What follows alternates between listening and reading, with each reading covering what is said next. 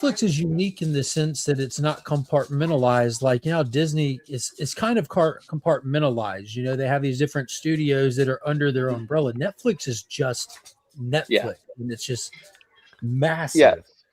So, in one perspective, I'm okay with it.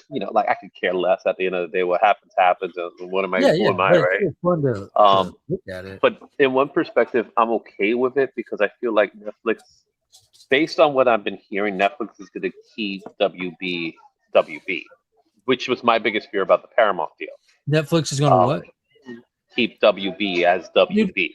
well, let's take this. Let's take this Like I in like the pieces name. here. Let's take pieces here. Yeah, the name is one thing, but like James Cameron was talking about this in an interview, and he said out of all of them, like Netflix is the only, like, he doesn't want Netflix, and because of the nature of Netflix and the people who run Netflix, the people who run Netflix do not care about cinema in the traditional sense of cinema. They like their model. They're Hmm. future forward with their model.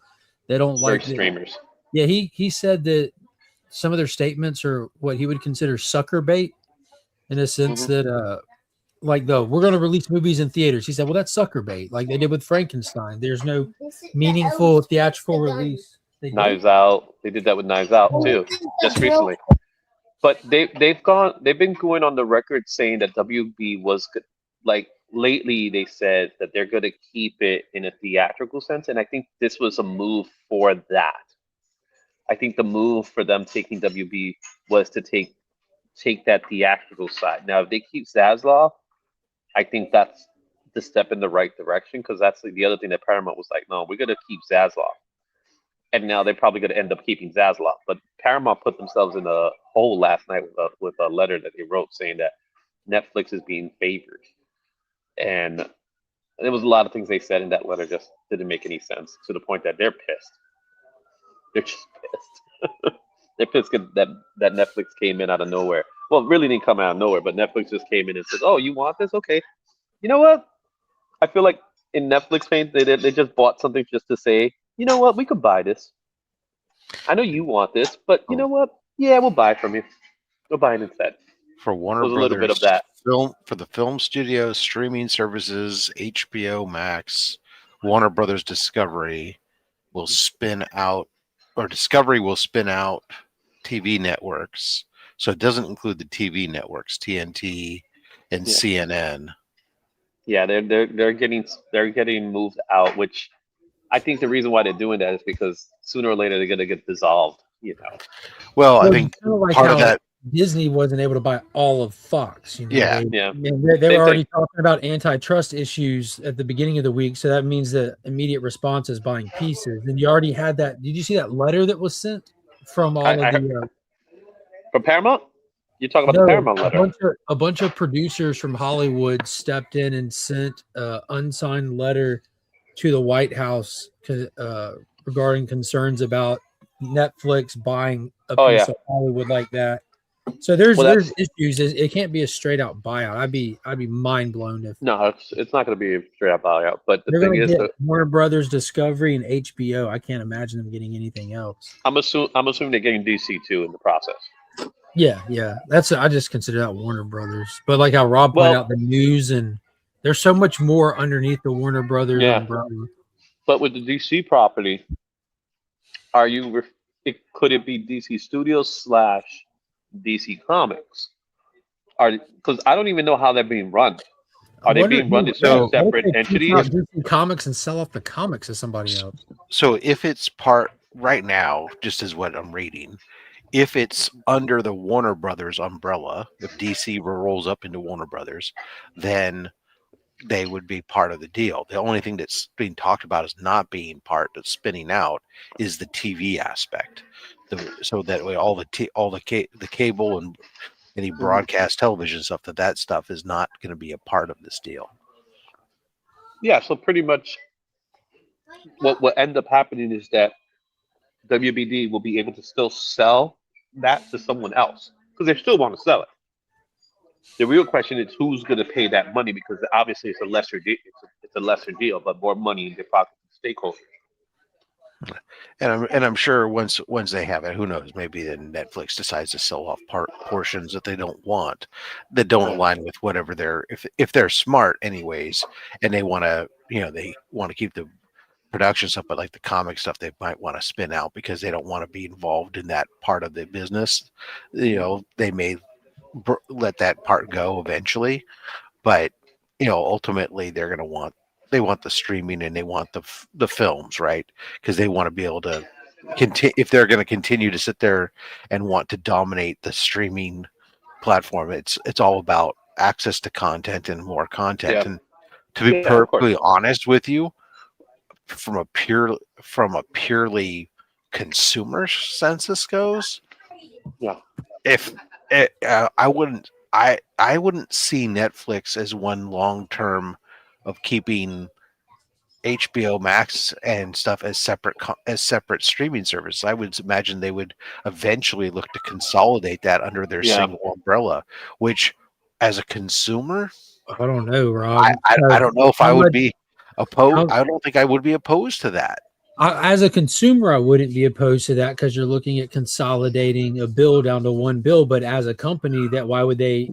I know Disney has been experimenting with stuff, and they've done is taken missteps this whole way, consolidating Yeah. stuff and all this. They've been the stepping stone for other platforms. HBO Max is a wildly successful streaming platform, and it predates a lot of these with their HBO Go app and everything. They kind of have a good footprint, and Netflix is the giant, and they both command nearly a $20 a month. You're right. It could be something where they bring it where there's like what Disney's trying to do, where like Disney is doing with Hulu now, where they're going to bring it into one app, but they're two separate. A long time ago now. Well, but I mean, they're getting. Disney, but Disney also has the ESPN side of things. I'm sorry. Go ahead, Rob. But they're getting rid of the Hulu app. They're working towards removing it completely. They haven't already. When do they dissolve it? When's its last day? I say they haven't announced the last day yet. Only that they have a plan to do so. Right. I haven't had the Hulu app in a long time now. Right, but their plan is to get rid of it and to have a single app, except for I think there was like internationally there was still going to be a separate one because of certain other content distribution issues. But the ultimate thing was, it could be where they have something like that where it's two, but you can get it all in one type thing for a, whatever. If they told me it was, get a bundle and it's all in one and it's a bundled deal. Okay, fine. It's what I do with right now with Disney and HBO, right? Is I get the bundle so I can get a. Yeah, I think for the immediate, it's going to stay separate, obviously, until everything's finalized. But I do believe sooner or later, Netflix is going to get rid of HBO Max. The real question is how they're going to take their current platform and the look and the feel, and of course, the dollars, because all this is telling me is that they're going to up the price of Netflix. But if they up the price for Netflix at, let's say, $10, I'm fine with it if I'm not paying for HBO Max anymore, right? Because HBO Max will end up costing me, what, $15? I think it's $18.99 a month. I pay through my I don't even pay for HBO Max for my service provider. It comes with my package. Yeah, I was just talking about the base price. I think for HBO Max is $18.99 a month. That's no ads or nothing though. Yeah, so there's that. But then again, using the Disney model as well, Disney did bring in Hulu into Disney Plus, and it's kind of like its own little category now. Yeah, it's got a tab like Marvel, Star Wars, Hulu. Yeah. So but at the same time, the ESPN Plus is a separate app, which is the sports side of things, which Netflix really wants to get involved in some way. Yeah, that's big money right there. That's big money. So, and HBO Max does have sports programs as well. So maybe they could do something, but I think the name HBO has a lot of money behind it because of its history, its rich history with TV. It's history and its present. It's still putting out at it, and they don't do that like overblow the market kind of thing. HBO has its pace that they make stuff at, and they have consistently made shows at that pace for as long as any of us have cared to pay attention, and they've done it successfully. So they have a working model. They are a Yeah. working model. They have more hits than they have flops when it comes to their TV. Yeah, tenfold. Yeah, they might have one flop for every 15, 20 shows, and some that might not be as viewed as popular, but aren't critical flops though. You know. Yeah, and They're they're probably constantly- niche. They're probably niched as well. Like they're targeted to a specific audience or something like that. Yeah, but they've budgeted for that kind of stuff. Again, they just Yeah. have it figured out. HBO original programming has cracked the TV code long ago. They have it figured out, and they didn't leave that working model behind when we entered the streaming era. They still operate with a functioning model. Thank you. Where Yeah, Netflix, it's interesting. They're in the pump and dump model where we're just going to make a million things, and if something sticks, we'll make a second season and cancel it halfway through it. Yeah. So that's the curiosity about the whole thing. Is like, you're most likely gonna hire some of those people from the HBO WB side. I don't think someone like James Gunn is gonna be leaving anytime soon or anything like that. But I am curious to see how they handle certain things that people are excited. Like Netflix definitely wants DC Studios. They want it. That's obvious. So in wanting DC Studios, they probably just have to take DC Comics with it, right? It is part of it. Right. So does it become the next DC Marvel, Marvel Studios / Marvel Comics to what Marvel Comics is today, which is, I hate to say the term, garbage right now. Garbage. You know what I mean? And take what's going on in DC Comics and turning it into what Marvel Comics has become, which that's the part I don't like. Here's the thought. I think that they may not spin it off because they want all those characters. Yeah, it's the IP. I gotta ask the question that a lot of people have been talking about. Do y'all see this? Because Netflix was the tightest contender for bringing back Zack Snyder universe DC characters. Do y'all see that happening now? Does it seem more possible, less possible? I think, if anything, it would fall under Elseworld, but I think they're far ahead in DC Studios already that they're not going to go back to Snyderverse, even though there's people that are going to want it.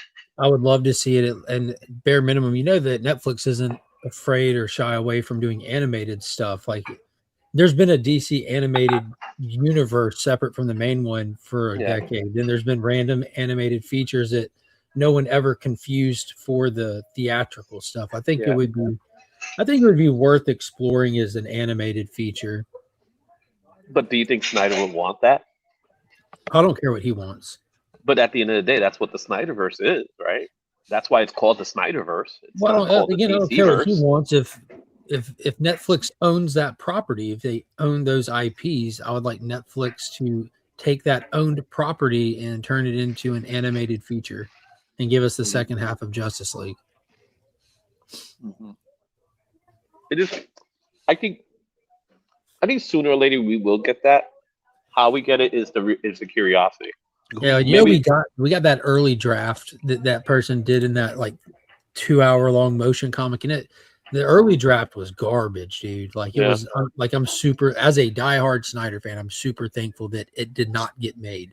If it was going to be that early draft where like Superman dies and Batman and Lois hook up and have a kid, like it was just like, this will go over well with nobody. Nobody. So as I'm digging into the contract stuff that exists, because okay, let's go, Rob. So apparently the deal between Disney and HBO Max contains is a relatively short-term agreement that runs on with minimal notice, short notice periods for escape, and there is a change of control clause. So the successful completion would likely allow Netflix to invoke the change of control clause, which would then dissolve the partnership between Disney and HBO Max relatively quickly.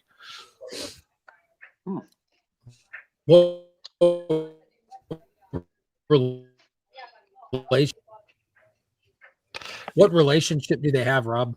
Right now, it's just purely a joint marketing relationship, essentially. So there's no deep integrations between them. It's just simply like a mutual agreed to do this, type of thing, a business along strategic partnership essentially.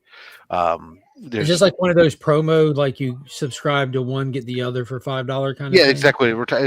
As it is to their offering of like the Disney but HBO bundle type thing, you know. So, anyways, so there's no. So if you have No, it they're not now, selling. essentially it would Have be in you? place, but they would probably eventually, if it's successful, they would eventually. First step generally is to stop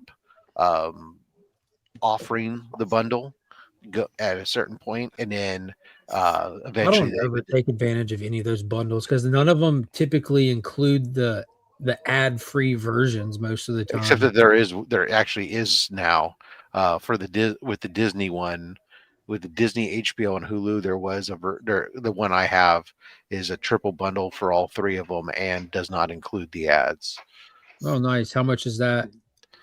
It's like $30 something. I don't know. It's when I dropped the local TVs and my DVR off of it, my Hulu Disney bill dropped down to so little.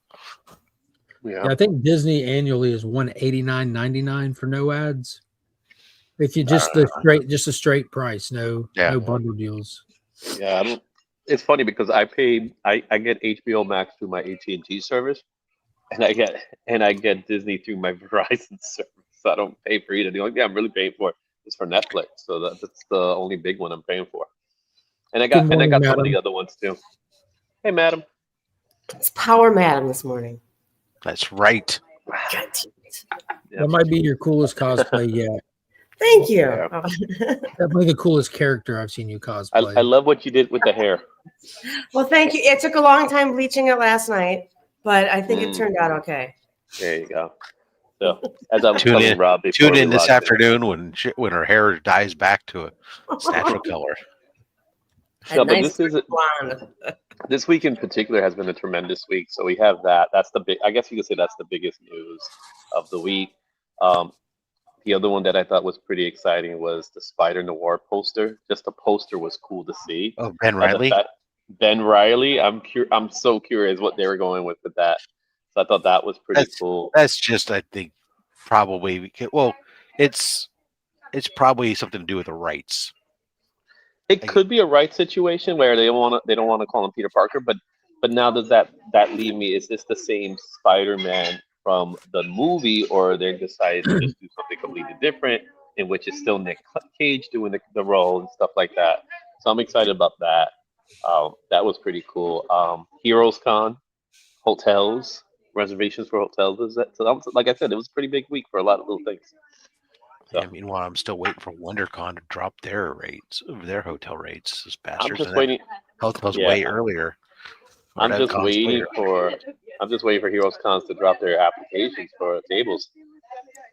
So you're gonna get a table, Izzy? That's the plan. Ooh. What are you gonna do at your table? A cat show? Tarot card readings. Yeah, I think I'm the last person to do that. Well, you could draw the tarot cards and then do the reading. Exactly. Yeah, I still won't do that. My mom would kill me. She doesn't like you drawing. No, tarot. Come on, man, you know better. Tarot cards. So the plan is it's going to be an artist table, and it's going to be an opportunity for any of the community artists to come in and draw and things like that. Mainly, it should be me and Roscoe, but it's going to be opened up for other artists that, community artists that want to come in. I'm even thinking about doing like a sticker wall so people could put their stickers together and just have like a big wall of stickers. Just have fun with that. Well, everybody comes in with their stickers and they just like put it in the wall or something like that. So we could have something like my rolling cart. Like your rolling cart, yes. Slapping Rob's cart last year with him. Yeah, that was cool. I think Izzy, something that really works for booths and stuff is a big giant wheel people can spin. So I actually have that. I have a wheel. What a novel idea. Spin the wheel, and then like they get their commission for this price Well, or What, whatever. so what one of the really things I works do when well it, is having women in cosplay walking around that's recruiting another people one. to their thing. So there you go, madam. You can work That for will work Izzy. too. Walk around There and you say, go. "Hey, come check out our wheel. Come spin our wheel." The wheels are spinning. So there's that. I'm really excited for the Pelham Comics. So for me personally, that's exciting.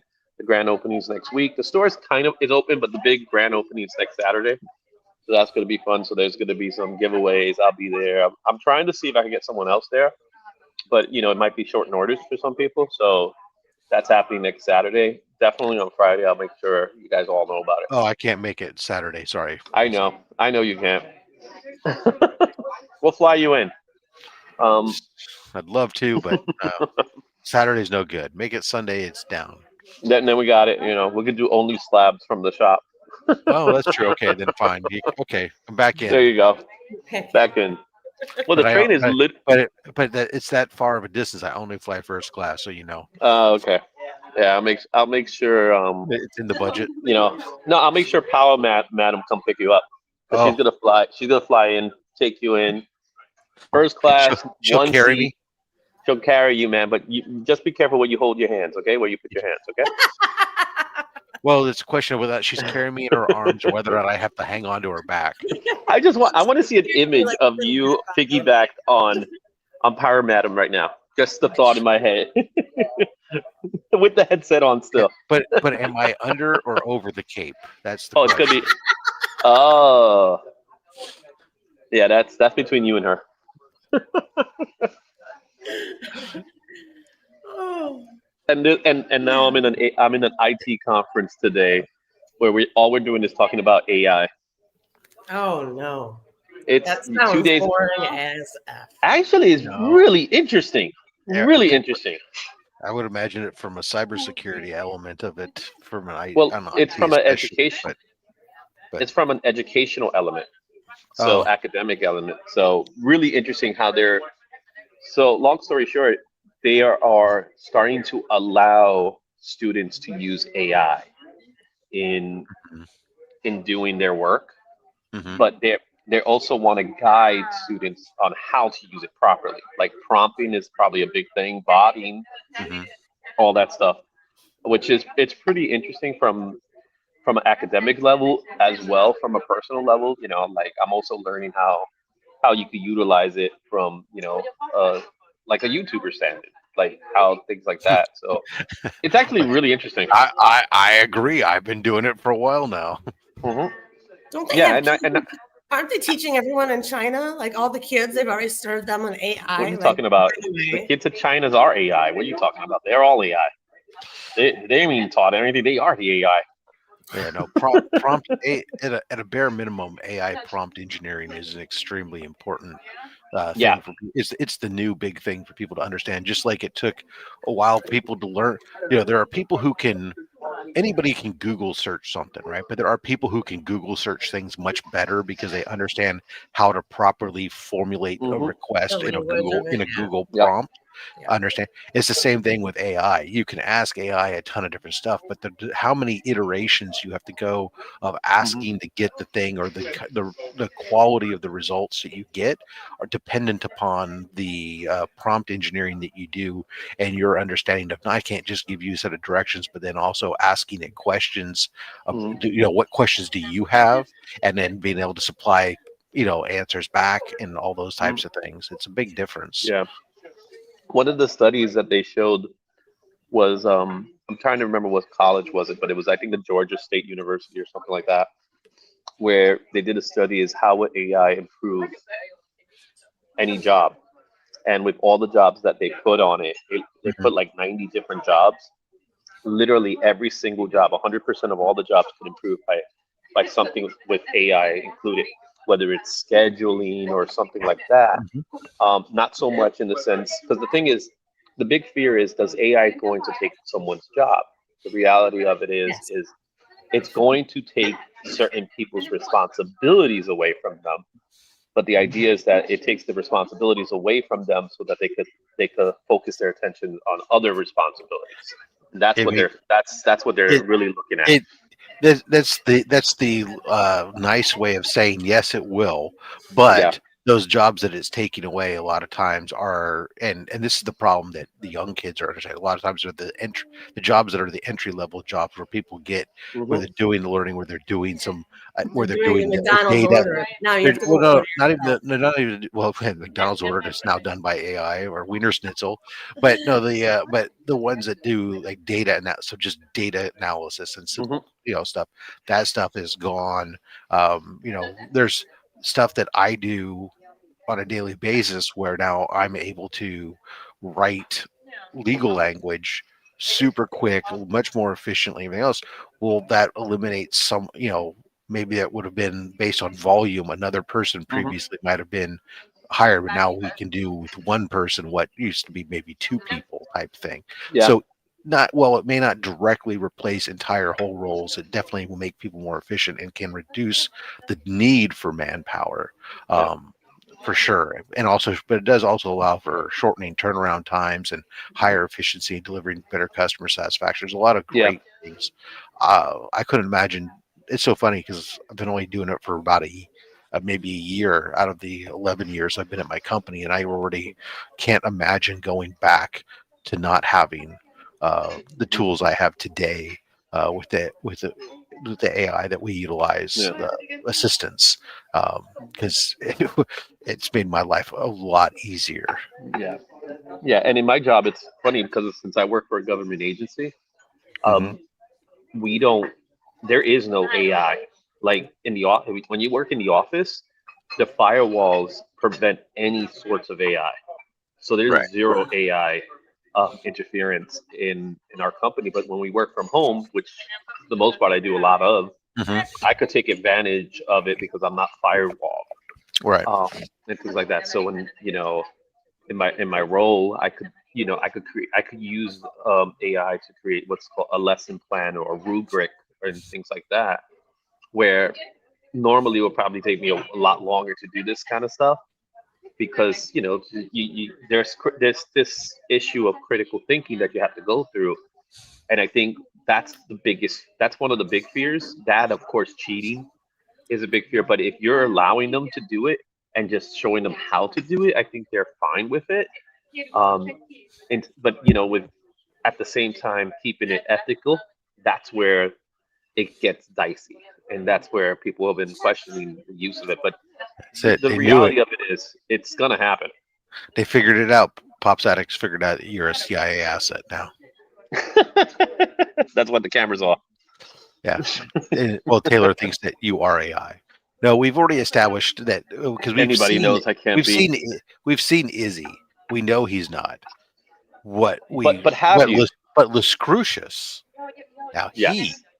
is AI. And he's from Nuevo Mexico, so we know there's something up. You would just put it nothing but server farms and stuff out there. I mean, come on, solar powered server farms. He's the number He's one bot in our lives. yeah, that's how he can monitor all the sites simultaneously.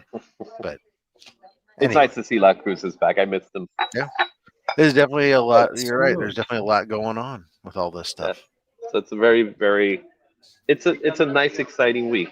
But the real question here, and of course, I'll have to save this because Mark walked away. I want to make sure that he understands this. He'll appreciate. Lis Crucius is a whole server farm that wins every giveaway. No, not everyone. He just has a lot. Uh, Mhm. but I'm so you were when you were on earlier, you were having this breakfast, and then just before we went live here, you said you were drinking tea. Now, this Yes, is the question. Earl Grey. Oh God. I'm Thank you, sorry, Sean. dude. I'm a tea drinker. I'd rather drink tea than Snap, drink. just go move to England, Izzy. I can't. No, that's what my wife Why wants. do you hate America? I don't hate America. I just don't like coffee. Anti-American tea drinker. I am not. I am not. I don't drink tea that often You're a either. Tory. You're a Tory. Yes. I don't. I don't even drink. I don't even drink high tea that frequently either. It's just. It's cold out here, man. It is I tell you, freezing.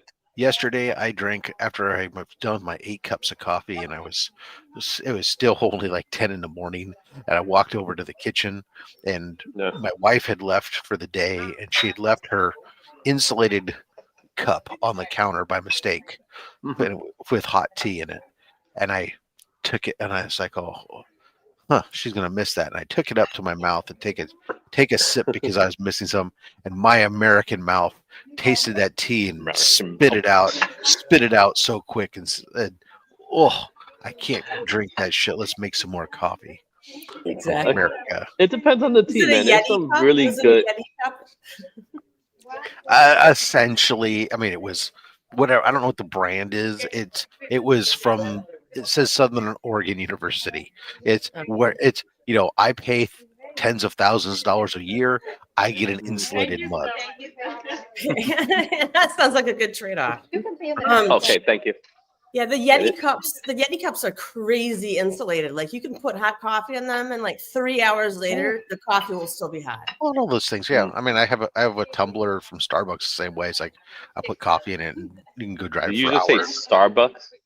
Yeah, I bought it at a Starbucks years and years and years ago. Maybe Sorry, you there's had a gift some card. had a gift card. I don't. Well, guys, I don't been drink coffee fun. at Starbucks. So It's been fun. So I have to go to this conference. So it's day 2. So we'll see what fun stuff I have. It's an all-day event. So I think today meanwhile, should have some meanwhile, fun. everybody around him is realizing that Izzy's sitting there at a booth talking to himself, and they're going like, "What a weirdo." now Izzy, I suggest throwing in a couple different accents today when you're talking to people, just to throw people off. Mark, we have a Tory amongst us, by the way. Izzy is a tea drinker. Yes. And it says he hates coffee. I don't like coffee. On him, but I restrain myself. Yeah, won't spit on me. Everybody in my household drinks coffee, including my wife, and she started. So you have a household of Americans, and you're the lone Tory. Well, yeah, no, I just don't like coffee. But there's a lot of things I don't like. So I'm not a chocolate eater too. You guys probably knew that. Try hard enough to like coffee, Izzy. First, you chocolate. drink it with just milk and sugar and a little bit of coffee. And then you wean your way into the coffee. Nope. I had my entire life. I had 1 cup of coffee. One cup of coffee, and I hated it. See, people just need to learn how to drink good coffee. That's the thing. Could not stand it. What up, Leader? Morning, boys and girls. All right, guys. I have to head out to my conference. Love you guys. See you. I suggest an Australian accent. Yeah, no, but we're in New York. Everybody has an accent, so it's not going to work. What did I say? You didn't say anything, man. We'll have a couple of Canadians, eh? Take it easy, guys. Bye. Good morning, Bleak. How are you today? Bleak, I feel like I'm being interrogated by a light. I'm sick, actually, so I stayed home from work today. Here, I'll get rid of the light for you, madam. There you go. And then I don't want for you to go away. You got the sniffles? Why are you sick? How are you sick, Bleak? Just, I don't know, nose, throat, head, lungs. It's cold up in Canada. It is freezing where I live, man. Like, it is really, really cold. It sucks. Do you have body aches? Do you think you got the flu? No, just like some stupid cold, I'm sure. It's not seasonal allergies. No. That's the only good thing about whenever. That's right. That's the only thing that's nice about when everything freezes. I work. No allergies. Yeah, I work outside most of the time, so it's been pretty fucking nipply out here. So I'll tell you that. A bit risque. Do you have heaters for your feet and in your hands? I have boots and gloves. That's what I got. I think that might be a good investment for you. Mark and I have socks that we can put on if it really gets cold. That's about all. Uh-oh. These have Emma's face on them, Rob. Oh my God. She got them for me. Cute. It's got Emma's face and it says "Fave Kid." Is she your favorite kid? That's what my feet say. So dang, you sort of like implied that was true. Well, she gave them to him. So yeah, she ordered. It's much like I send my mom stuff all the time. I said, best kid, stuff like that, and I'm the number one son, all this stuff, and she can joke along with it, but I'm always want to say it. She never once said, ever has she said that I'm the best kid. Does that hurt? What, my mom? No, does that hurt your feelings? No, I know she knows it. She knows. That's how I am with that's how I am with my parents. Y'all don't have to tell me. I already know. Look, I know. Here's the deal. I didn't move away. My brother moved away first. My parents may have moved away. Abandon the family. All right. That's right. My brother left to go have establish his own life and his own family elsewhere in other states, and made my mom have to travel to see her grandkids. Whereas I moved next door to her so she could have easy access to her grandkids, and Star child Rob. That's right. Never mind that my mom eventually moved away. I don't know what that means, but oh, when I was in Wisconsin, but she stayed in state. So there you go. She stayed in state. Remember to go down there for Christmas this year. As I usually do every other Christmas, I'll go down, and then the other one my brother goes down for Christmas. So they always have have family, one family there or the other every Christmas. So Nice.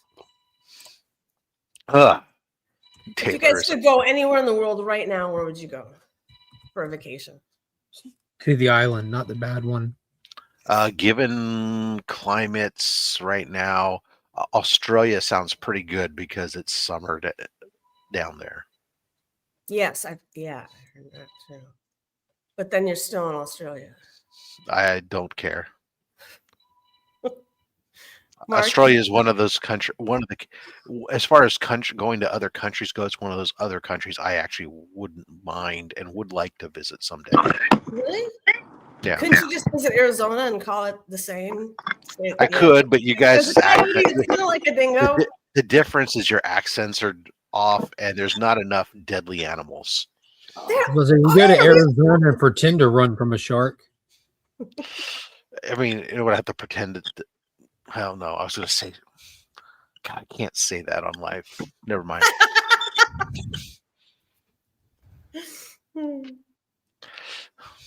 Leave your back. Yeah, I got a phone call. I got too much turquoise jewelry. Niagara Falls is having a second Comic-Con this year, so I got they're doing like a holiday edition Comic-Con, but it's like one day. So I'm gonna go up tomorrow and check that out. Yeah. Hope it's a nice one.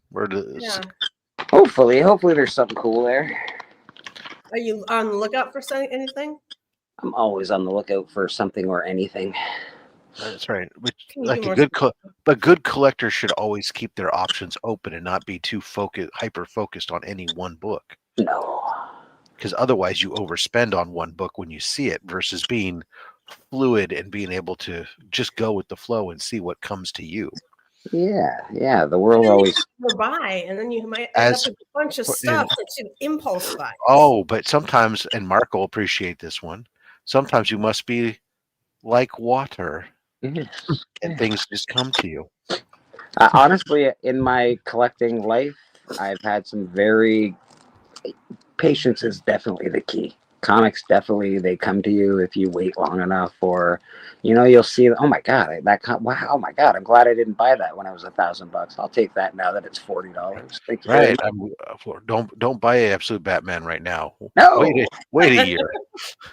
Unless, of course, you really want one, in which case, come talk to me. I do have multiple copies, apparently. I saw that stuff going crazy, and I looked at it. I said, my app says I have like 3 copies of this. Does I really have that many copies? Isn't it with the A cover? Yeah. And that's what I have is 3. I have 3 copies of the A cover. And I was like, oh, why do I have 3 copies of the A cover? And then I remembered I bought one for myself. And then there was like at one point there was some shop or something I was buying other things from where they were giving it away when you bought something else. And so I got a couple copies for free. Yeah, I can't wait till people discover that the subsequent covers, the first prints on release day, the B, C, D, E, F, all these other covers are A covers with an additional cover stapled to them. So if you go out and you get a real cheap copy of that B cover, C, D, E, and then you just, finesse the staples off and remove that exterior cover, you now are left with an A cover. Ooh. Mark dropping some knowledge. Sneaky. Well, welcome to DC Comics, people. Where the extra $1 you pay for the variant covers because you're getting an additional cover, not a different cover, an additional. Here's a great example. Here's DC KO Superman versus Captain Atom from this week. I got the John Jang variant, and underneath it is the actual original A cover. Well, my advice to everybody right So now. look, here's the sell, man. Look, here's the back of the John Jang variant, but here's the back of the A cover. There's, this is your John Jang variant, but this is your A cover. Turn it into an A cover. Show us how. Show us how to do it. Well, I mean, I guess you wouldn't even have to finesse them. You mean you just pull? Yeah, you can just rip it straight off. Do it, Mark. Do it. No, this is You're not a man in your family. I do it on a different cover, not this one. This is one that's given away Wednesday. Don't fall for the pressure, Mark. Don't do it, man. I got your back, man. brother. If you don't rip that cover off, Mark.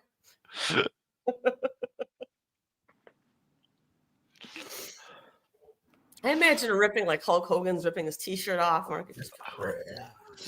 No, I'm just thinking it's funny that no one's really. I don't know if people even think about that. A lot of these DC people are new to DC. Do people even open their books anymore? No. They all think that they got double covers. Rare, look, I got a double cover, and it's they're different covers. They started doing it about 2 years ago, I think. It's cheaper. Yeah, it's just cheaper. Then setting up different runs with different covers. They just set it. Well, just add a sleeve to it. Just add one more to the stack. Yep. Transformers. Or whoever the hell's doing Image is doing that with all the Transformers ones for the most part. Smart. Not necessarily the B covers, but all the at least all the exclusives. Anyways, the small print runs and stuff, especially. Yeah. I know that I did it with one of the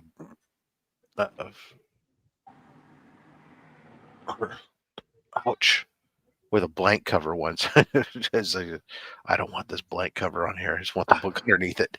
I've got to leave it. It's hilarious. Got the wrong color. Fix a little bit of ingenuity, duct tape, it'll get you the right cover. There you go. Just MacGyver that shit up and it'll be fine. Or maybe a little acetate.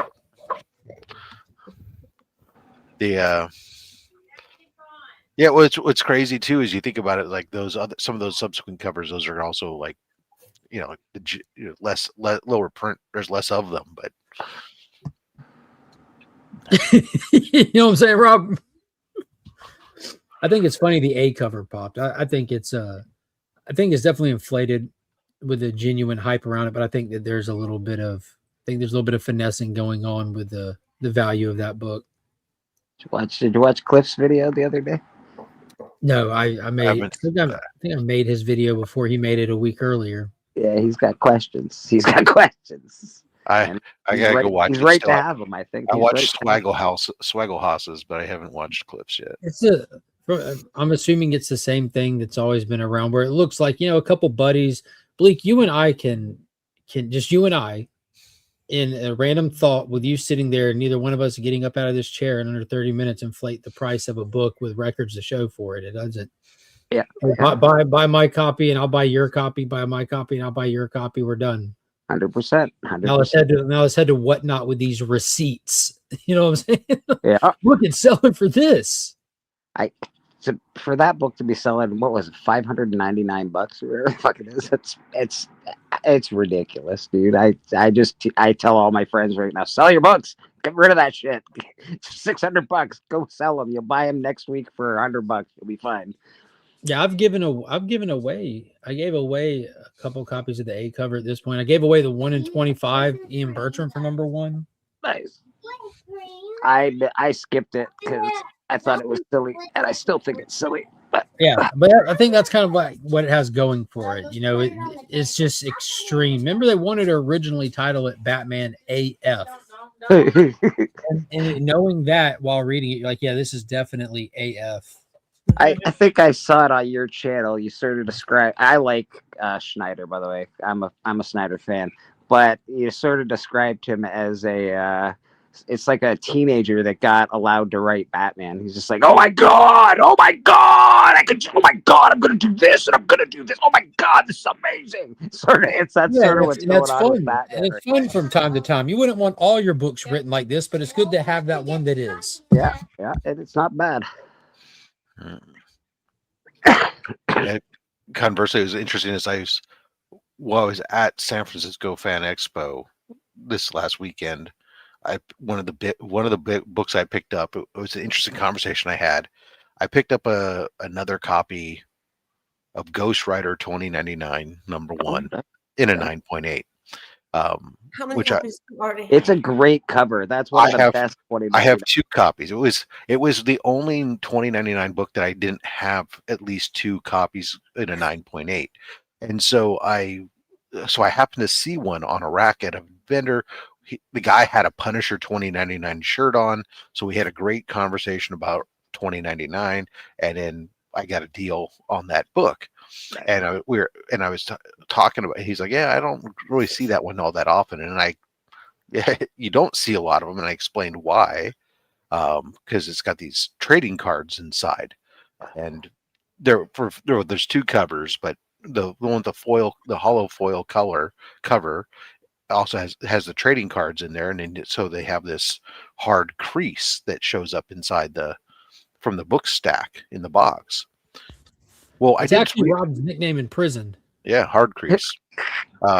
Different than hardcore. So but I did some research, and I was like, oh man, I wonder what the actual census count is on this one, because I really legitimately don't see it hardly ever. It turns out there's only 25 9.8 Ghost Rider 2099s on. That explains it. Really? Yep. There's only 25 of them. 25 blue labels. I'm sorry, there are 3. There's 3 yellow labels. I'm strictly talking about the hollow foil. Okay, I was about to say, because they did the foil and non-foil of the same exact cover. Right. The foil version, there are 25 blue labels and 3 yellow labels. Did that one come out at the back end of the one? It was 2024, so it was 3 years after. Or sorry, not 2024. It was 1994. It was 3 years later. Okay, that explains that too. I remember getting that one as a kid, man. I loved it. Like Metal, Ghost Rider, let's go. Hulk and Ghost Rider 2099 both came out 3 years after the initial release of the run. 2 years, I guess, technically, because it was 92, maybe only a year, I guess, 1 year and a half, because it was late 92 that Spider-Man 2099 came out, and then those came out in 94. So it may have been a year and a half, but later, anyways, the point is there's only 25 blue labels and like 3 yellow labels and 1 green or something. So there's less than 30. Start buying them and slab them yourself, Rob. Just getting them. A great idea is just to scoop up a lot till you get like a good pre-screen. Just send in only Ghost Rider 2099 pre-screens and see if you can pop a couple, get yours, and then you'd actually, you'd be able to sell them. Problem is they're not worth all that much though. Still, like what's a 9.8 go for? $125. Yeah, I don't know if that's worth the work unless you get. That's what I'm saying. 7 of them. I'm just going to corner the market on them. It's one of the best 2099 covers. Though. You think about it. I already got 2 out of the 25 that exist. I mean, oh, you have 2. Remember, you have 2 9.8s. Yeah, now I do. Fancy. Yeah. Now you can just give one away. Oh, and I just won another Ravage 2099 9.8 the other day for $30. Nice. There's only one. Oh wait, there you go. I found one. There's like 3 on eBay. Yeah, I have the Hulk. Has been incredibly hard to find. I've had Ghost Rider 2099, my childhood copy, and I'm very happy when like I have my childhood copies of stuff that still greatly interest me.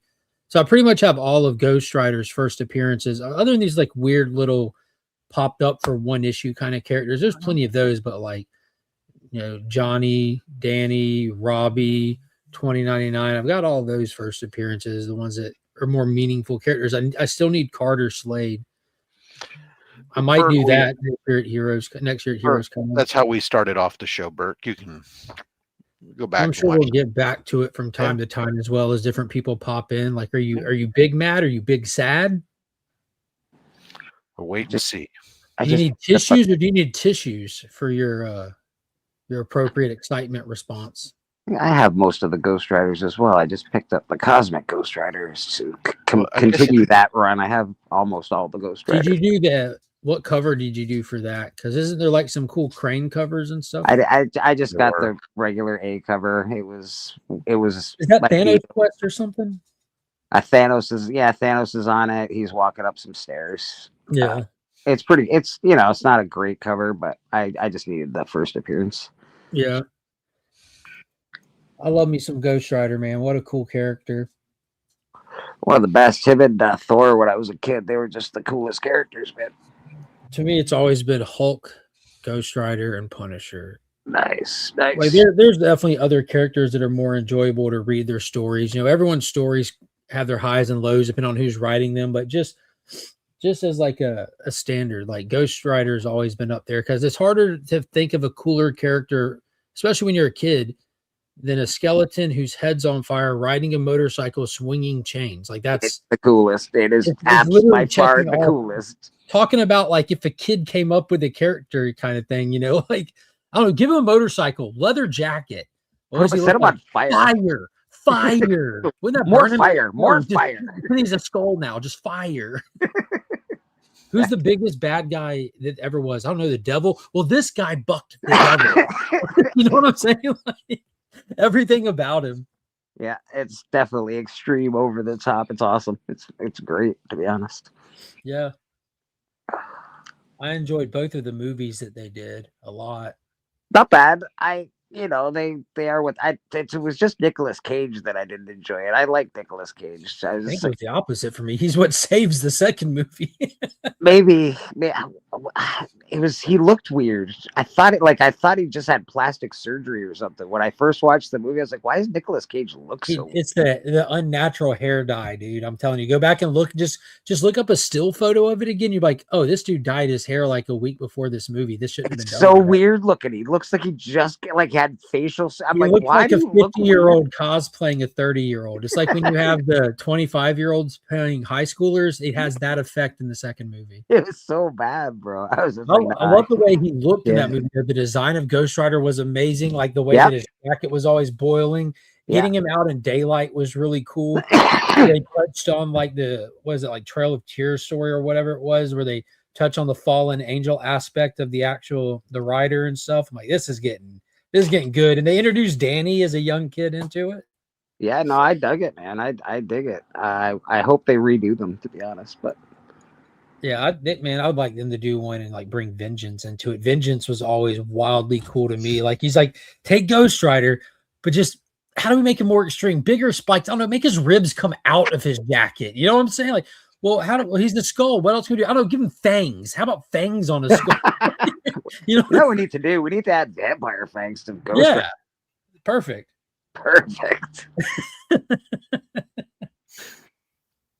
Madam, you look pretty awesome. Thank you. Thanks. You're welcome. Thank you. I've had this for a long time. I just never wear it. We don't believe you. We like your brand new costume. I'm glad you finally jumped on the DC train when your brand new costume that came in yesterday. Right. We don't judge. We're just happy you finally arrived.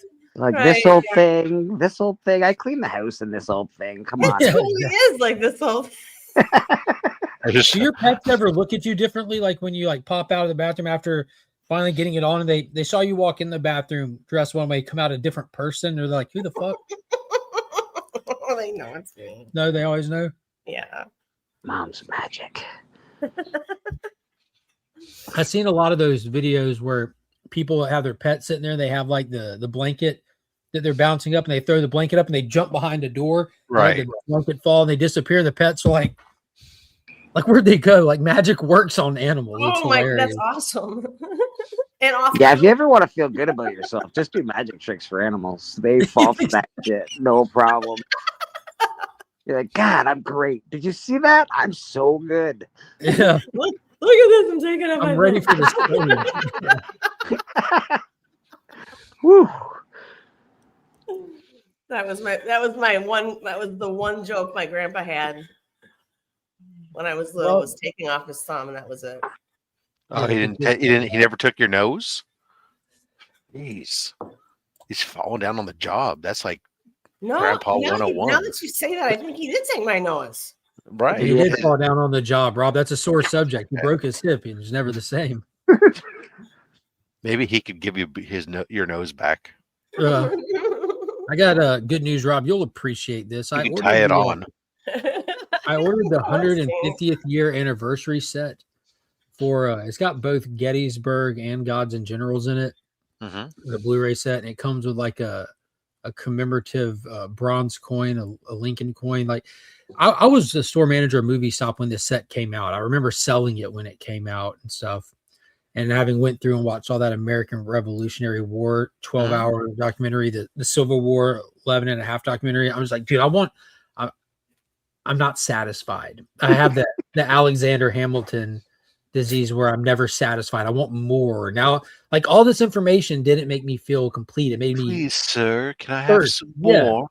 Now that I know all this, I want to know the nuance to the individual things that I learned. And one thing that I definitely am excited to is watch some of these battles specifically. Like I remember seeing Gettysburg on television, like not watching it from start to finish, but it's a movie that everyone knows about. You might not have sat down and watched all of it, but you have seen pieces of Gettysburg if you grew up through the 90s and 2000s. I never watched it from start to finish because it's so long. Canadian. It's so long. I've watched pieces of it. I've watched the whole thing, but I definitely couldn't watch. That's a funny comment because Canada is actually part of the Revolutionary War and the Civil War. They like you can't be that close to our proximity without being involved, and they were both involved in both of them. Fact. Yeah, there was lakes and lands that were strongholds up there for the Revolutionary War. There were key naval points, inland bodies of water. The San Jose, California area was involved in the Civil War. Yeah, right. Well, I'm very close. So we got a Fort George in Niagara. The California area was a big reason for the kickoff of the Civil War. Not just California, but all of the Western territory, and the way that it was being acquired and developed was a huge factor in the start of the Civil War. That was an element to it. During the war, we were massive in that because the Bay Area, San Jose area is home to the mercury mines. And the mercury was used at the time in the processing and refinement of gold. And the Union had control over it. And so the Union had one of the big things that allowed the Union to be able to ultimately be this to win. It was the fact that they had the ability to mine and process gold to fund the war themselves, whereas the South did not have the ability to refine and the gold themselves. They had to take their gold, ship it overseas to have it refined, and then be able to get it back in order to utilize it to fund anything.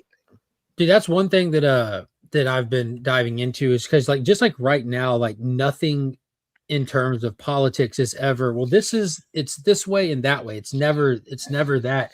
And the settling of the Western territories was such a big deal pre-Civil War.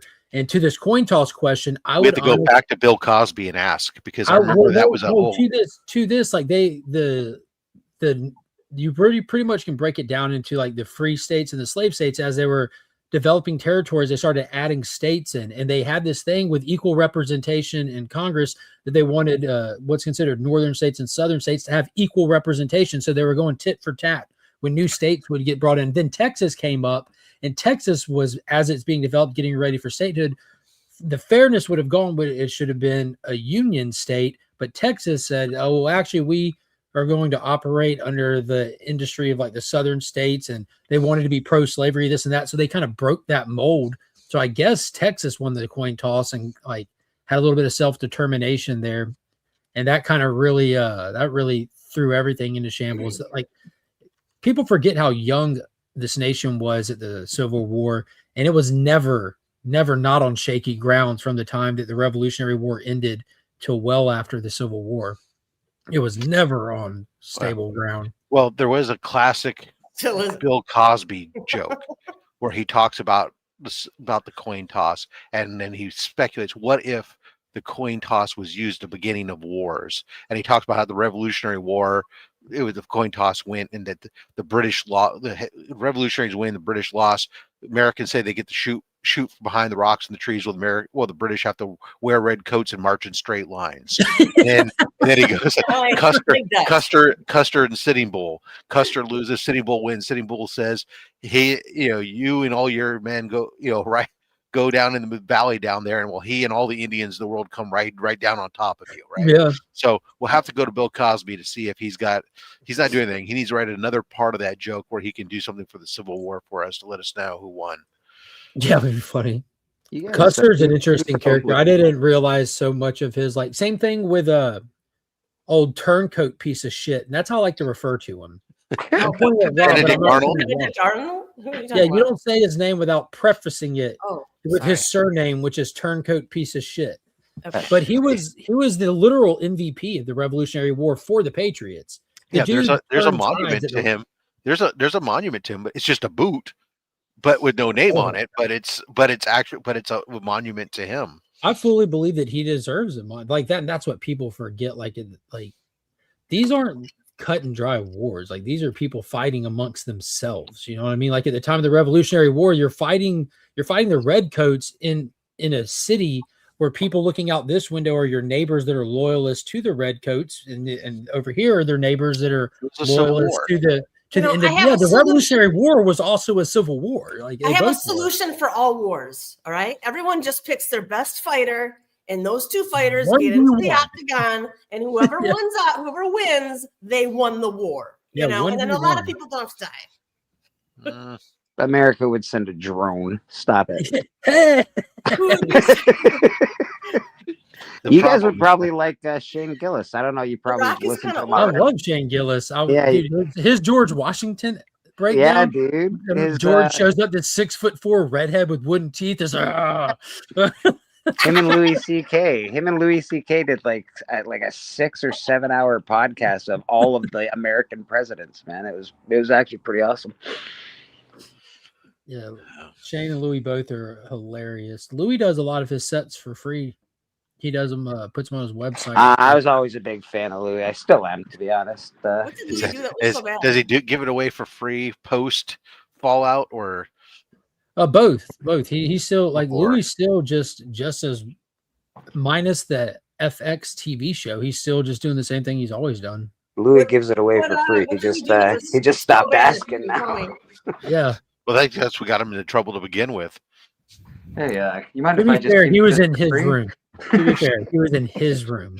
Okay, what happened? Can someone inform me what happened with Louis? I know he was all from Grace and everything. Someone got mad because he was in his room fighting a snake. And then he asked somebody to watch him fight the snake. Yeah, he's like, "You want to watch me fight a snake?" And they were like, "Yeah, of course I want to watch you fight a snake." The person said, "Yes, of course I want to watch you fight a snake. That sounds so interesting." Consensual. Yeah. And then the person said, "I don't really want to watch you fight a snake." Yeah, that snake looks abused. There's various. Yeah, looks sad. I don't know. There's various reports of inappropriateness that were done, and it all came out at the same time as a lot of other reports from other people, and everybody did a lot of quick. Okay, you're on the black card. You got a black card list now. Yeah, there's a lot of. Well, and that's the worst part. Like, I hate to laugh at the movement, but The hashtag used to be a pound, so pound me too. Come on, guys, you could do better. That's the best hashtag ever. I'm just saying, you guys could do better out there. Oh, any adults that ever that named this movement? Come on, guys. That's what it was. Look, it was because it was done. That was obviously created by the same people who think a thumbs up is an F fuck you. I mean, come on. Pound me too. Pound me too. Harvey Weinstein said, "If you're asking." Come on, it's even if you're not, and even if you're not, actually yeah, hey, and if you're not.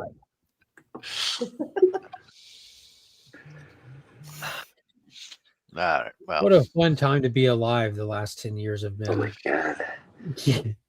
I I don't know how crazy everything is. I There's call something it fun. The hashtag me too. How the hashtag used to be called what? That symbol? Pound sign. So their whole movement is pound me too. Pound me too. Yeah, it's awesome. They could have done better. Why don't people put words in front of hashtags? Can we get like a gently used like 2008 next year? Oh yeah, go back to 2008. Yeah. Gently used 2008. Okay, I'll 2001 would be all right. Like any, Yeah, we were all just happy that the world didn't end the year before. Yeah, that'd be cool. Yeah. I don't know. Yeah, and from what I remember, it was a pretty good fall that year, wasn't it, Bleak? I remember. I remember going to a bar. It cost a lot of money. I really thought a really expensive shot about fall of 2001. I just can't put my exactly right. I think the New York skyline changed. That's what it was. Oh, there was some new construction down there. Well, no, it was some demolition. Oh. Yeah. Good call, right, maybe we'll go back to 2002. Maybe let's just good call, Bleak. The biggest terror strike in the history of our continent, plus the start of a 10-year war that my poor wife being 8 months pregnant. Damn, Bleak. All right, back to my. Yeah, we're going back to 8. We're going back to 8, Bleak. Well, I was doing all right. I feel like I was having a good time. For most of 2001, I still didn't have kids. I was very drunk, so we could tell. Yeah, I definitely was very drunk that whole. But I don't like that year though, because I was working retail still. That sucked. 2001. 2001, I was a waitress, I think. I was in 8th grade. I'll tell you what though, man, I would give everything I own for time. Time would be time. The winner in life. Your job, go out into the woods, build yourself a cabin, and then you'll have all the time you want. If you had all the time you want, would your time still be valuable? That's why we value things so much, because it's all finite. Yeah, but you don't value it as a kid, and you forget you're 20. You're like, I don't care about time. Time doesn't mean anything. And you're if you don't value it as a kid because you're too busy enjoying the moment, if you weren't capable of doing that, you wouldn't hold it so valuable. You don't enjoy it as a kid. It's a perfect balance. You enjoy it. You value it different as a kid because presumptively there's so much ahead of you. Yes. Whereas when you're 50. And there always is until there isn't. And you start and all of a sudden you start realizing, wait a second, maybe there isn't as much time out there as possible remaining for me, especially after you go to the doctors and you go, wow, I guess I really have less time. What do you mean my blood pressure? Yeah, you watch that stupid my blood pressure, my blood sugars, my cholesterol, my freaking bladder, my freaking this, and Eddie Murphy movie, and he's all like, you got 72 winters and 72, and you're like, god damn, I don't have enough time. This sucks. And yes, I think time would be valuable, to be honest. I don't know if it would be valuable in the sense that we know it now. Do you want to make it a time-based commodity? I'm the guy on the Neil Gaiman show there. I want to live forever, bro. Yeah, what was that movie when they what was those movies where people had like their time, they traded time In Time with Justin Timberlake. That was a great movie, actually. Really good movie. People slept on it. ladies and gentlemen, I feel bad. I feel like you should get a cabin. the in legend has arrived. woods with some Starlink Wi-Fi, so you can still stream. A cabin in the woods would suit me just fine. Oh, hey, good for you, Bobby. Bobby aced his cognitive test. I hear those are super difficult. Congratulations. Perfect. I did perfect. Better than anybody else, I bet. What did it entail? I don't know, but I did perfect. No one in the history of cognitive tests have scored better than you. In fact, I said, What look an at this amazing cognitive time to test. be alive, man. And there it was, a cognitive test. It was great. Biden scored pretty high on that one, Aaron.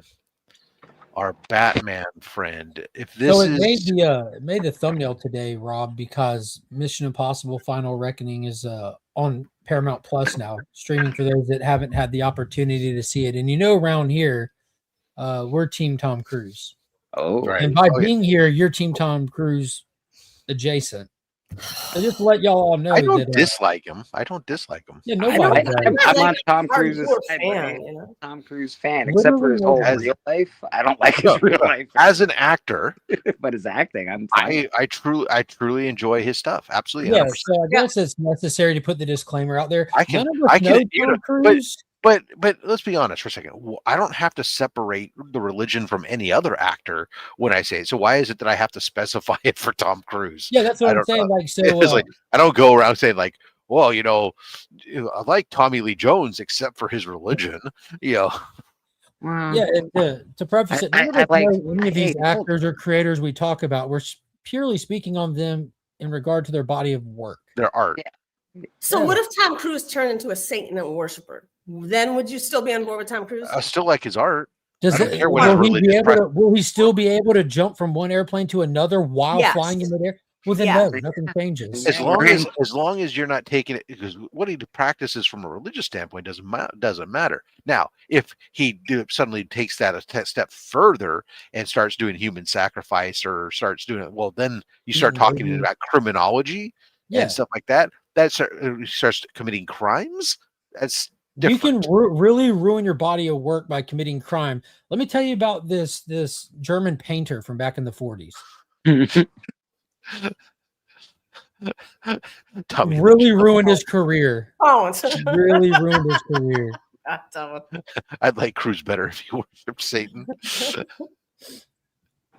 It wouldn't be a stretch to argue that he does, Taylor. Whatever they're doing, though. DJ, if you're talking about who I think you're about your fan, then you know who he's. Then DJ is a fan. Then supposedly I actually finally got a tracking number this week. We'll have that for a few months, I bet. My mail got stolen that I got from Comics Curing Cancer, so that was fun for me. Do you have a lock on your mailbox? It got delivered to I get stuff delivered to my work because it's more secure there. And I like it. They apparently it was 8 o'clock in the morning, which my job is open at 8 in the morning, and they took a picture and they say they got a picture. I haven't seen the picture. I got to contact 35 Cent just to see if he can see what the picture looks like. But yeah, apparently somebody fucking snagged it, so that sucks. What was it? I got 5 blind bags for the Mark Spears. Oh, that sucks. Yeah, it bums me out a bit. Not that I'm a huge Mark Spears guy, but I like opening the blind bags. I think it'd be fun to open up the stuff. And it's like a lottery ticket. You don't know if it's worth $5. That bag's worth $5. That bag's worth $100. Yeah, but it's probably worth $5. Probably $5. But still. Realistically, yeah. But probably didn't get anything cool. There's a chance. As they say, don't quit your job yet. Yeah, I feel like people stop talking about Spears like overnight after those blind bags. Like we just hit like this. That's right. The Christmas ones are coming out here in a few minutes, in a week or so, right? There's Okay. Christmas bags? Yeah. Yeah, he's got a December blind bag. My prediction with that one is that there are going to have been more pre-orders for that one than the Halloween one, because everyone who did the Halloween one will do the Christmas, plus some people who missed the boat. But I predict that the the secondary on them, the actual consumer aspect on them might be lower than the Halloween one. I think Yeah, I don't know. you're correct there, sir. I just wanted them because they're fun. Yeah, they're super fun. I love a good gimmick like it. That's a good fun part of the hobby. Would have been You're nice gonna take the effort to do a fun on your gimmick. I'd channel like to as play. well. I could open a blind bag once every couple of days. Porch Pirates stole my package from Adam and Eve. That's only because they shipped it in a discrete box. If they had shipped it with blazing with Adam and Eve, they probably would have left it alone, DJ. It's only because it was vibrating, you know. Stop getting vibrating butt plugs, man. Nah, DJ's awesome. Oh, good golly, Miss Molly. Taylor, these are the official gloves that came with the Power Girl outfit. So, But weren't if you- used, were they? but if you'd like the proctology exam, yeah, that's all on you. I can only go on this far. It's like a horse. We'll see about that. My grandpa was a big he was a farmer and rancher, and he was Had big the on big gloves. inseminating cows, you know, to and I remember vividly being in the barn and he having some plastic wrap up his and his whole arm was in the cow. Yeah. And he was If moving anybody's around curious, with his book you on his can watch face, The Ranch on Netflix, and there's some scenes of that in there. Are you up to speed on Landman? No, I'm not. It's on Oh my my to-do God. list. Oh my God. Is it Don't good? worry, it's on my to-do list. That Tulsa King's there too. I've been falling asleep at night. My problem is I've been working 12-hour days and such, and then I'm trying to I'm just kidding. then I'm trying to do keep my content going. I'm trying to spend a little bit of time with my family, and then I sit down in my recliner and put anything on, and it's like instantly my brain shuts down and I'm asleep. Dude, I feel you. I drop immediately. Not playing the comparative sick, it's the holiday season, so I work these. I'm out work for less than 11 hours, and I worked like every day except Tuesday, and I did like a overtime. Watched all that. Like I packed in that Revolutionary War documentary in 2 weeks, plus the Civil War one, and that's over 24 hours of content, plus the 4 episodes of Stranger Things, 3 episodes of Landman. Watched Tron Ares. Mm-hmm. And all that to say, still did Monkey's Christmas concert last night. Still took them to see the Charlie Brown Christmas special live.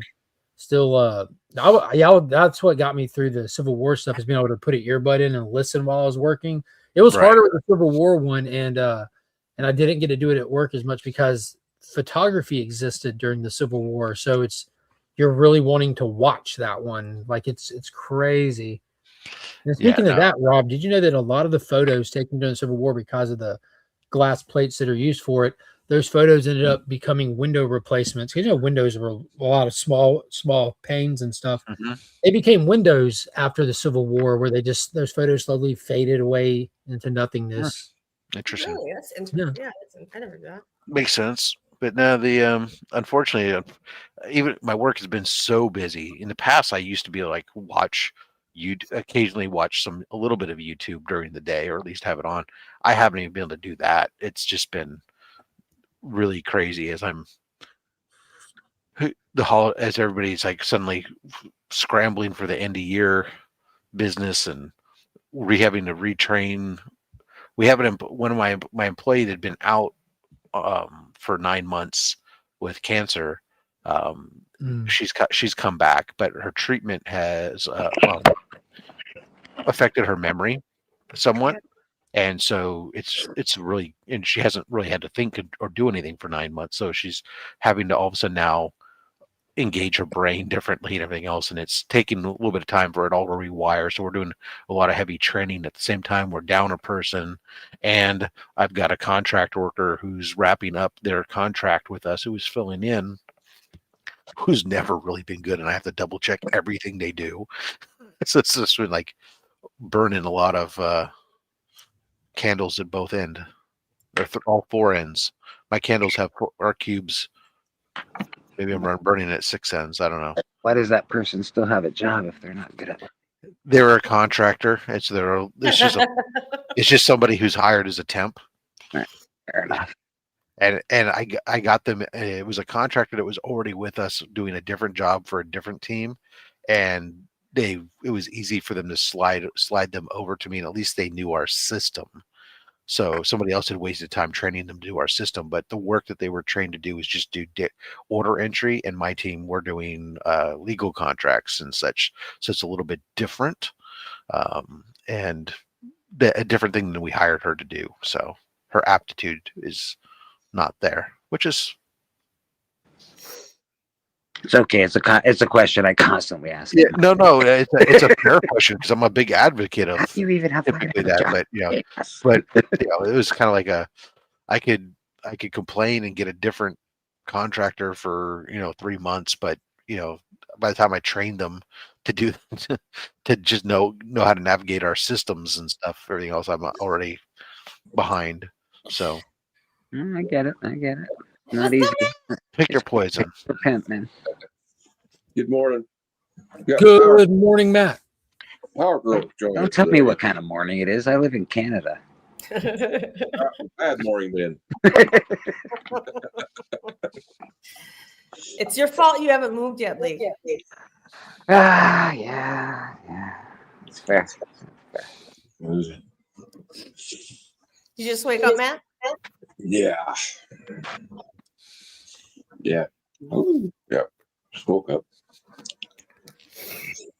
Snow getting ready to come down, but I'm not going to complain about it because I don't live in Canada. I don't know. I think it bothered me if like I don't think I could Eggnog and cake for breakfast, though, so that's really awesome. Awesome. What are you having for breakfast, Lee? Eggnog and cake. Are you kidding me? It's the best. Sounds like you're going to take a nap right afterwards. I got to figure out which comic my wife's going to get me for Christmas. Doesn't she have to figure that out? No, she abdicated the Trust with that. responsibility. Yeah. She asked me. She Doesn't says, know. "Get something and then wrap it and let me know what I got you." That's the worst. That's like my ex telling me to go get my own birthday cake. Well, it's okay because then I turn around and tell her to do the same thing for herself. So See, doesn't that take some of the joy and excitement and surprise out of? no, it doesn't because because one of the worst things in hell is having to try to buy something for your wife after 30 years, especially when you're at the stage where you just buy what you want when you want it. You can't think of anything creative, like a walk in the woods with like special notes planted, and a special little picnic set up at the end or something cool. I don't have to work that hard to better.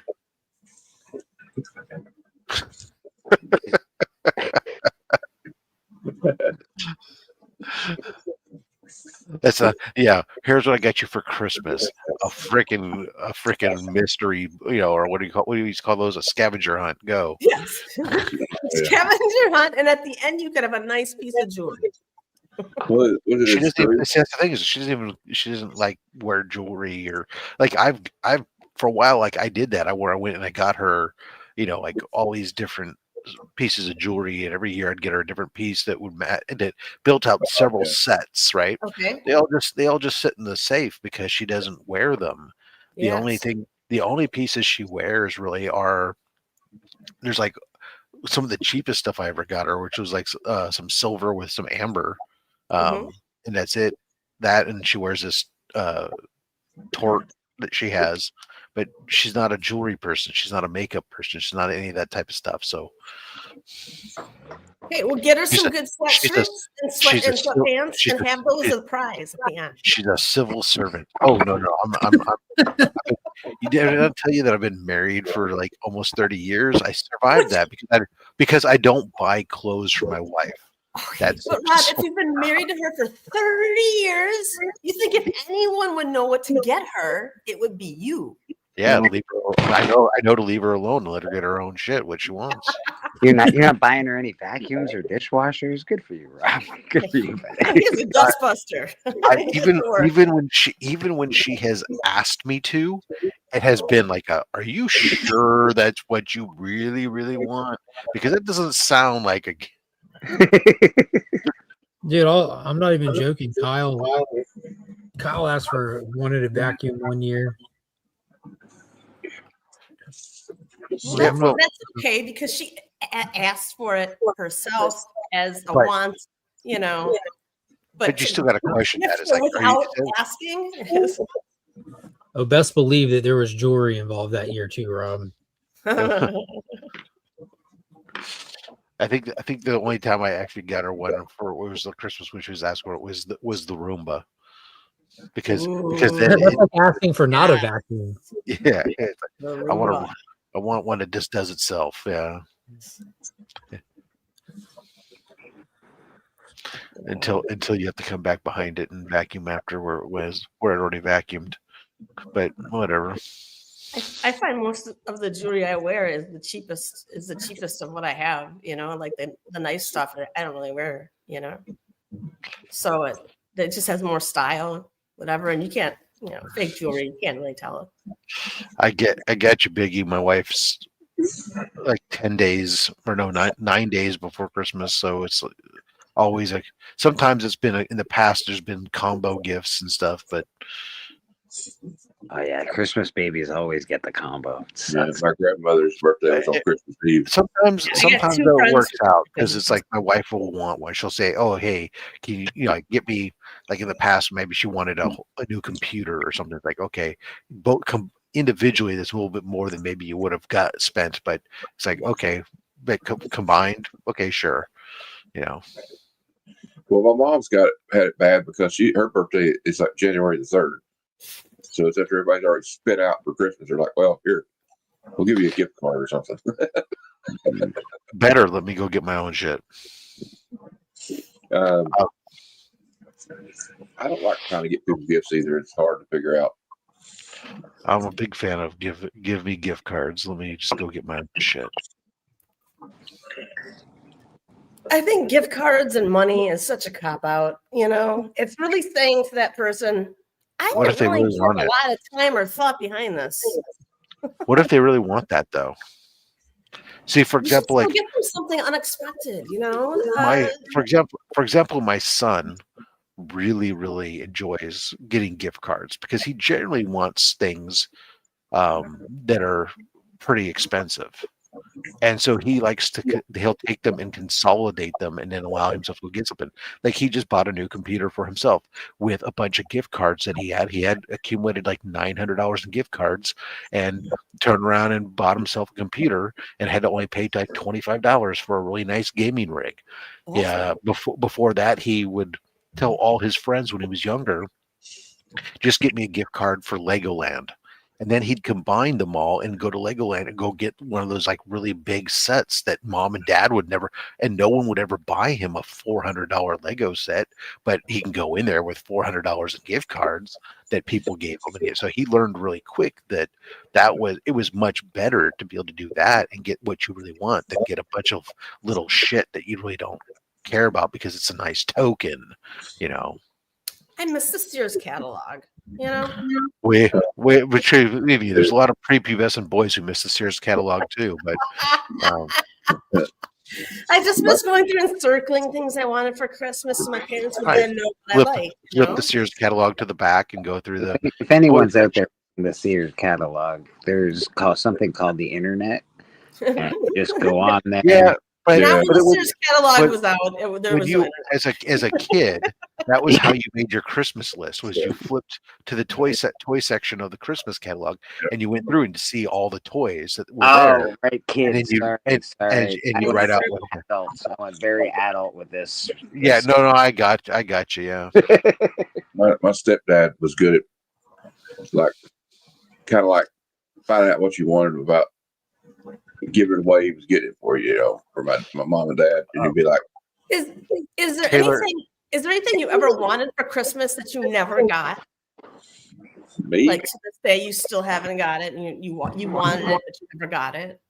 Yeah, all the comics and toys I own right now that I bought for myself as an adult. Taylor, that you can later on go on to Madam's OnlyFans, where she will slowly remove the gloves for subscribers.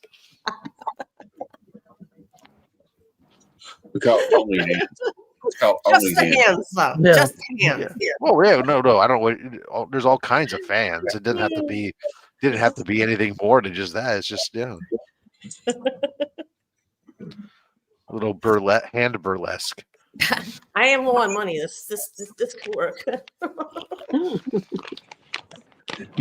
Pull one finger out at a time. Is there a 5-minute thing to Yeah. so you can get a bunch of ads in there too or something? I don't know. You play the music in the background. I assume that they have ads on OnlyFans. I have no idea. Are you saying you've never seen OnlyFans, Rob? I've seen the website, but I've never seen any content on it. You've seen the website, though. Yeah. I've seen the website. That's how I know what the logo looked like to be able to copy my logo for Only Slabs. I thought Chip Getler made it. It's a copyright infringement.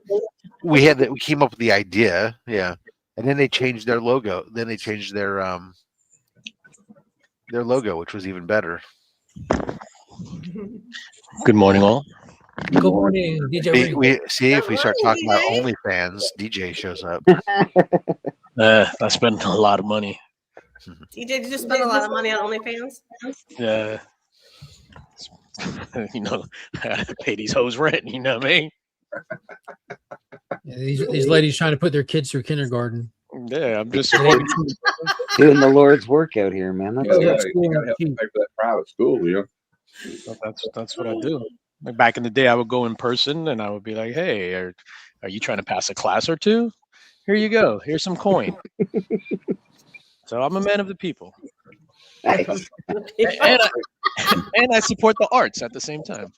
My buddy Comic Verse shared a funny meme last night. It says, maybe the Grinch would have been nicer if every 5 minutes a dude wasn't singing songs about what a piece of shit he is. Yeah. That relates. DJ, are you eating a corn muffin? Is that why you're not on camera?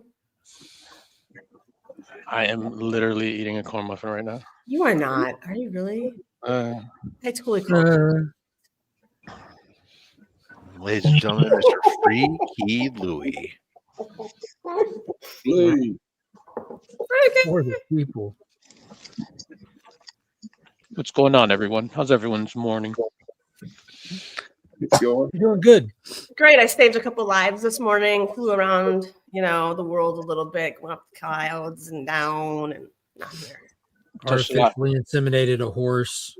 Nice. I prefer the old-fashioned method with horses. It's warmer.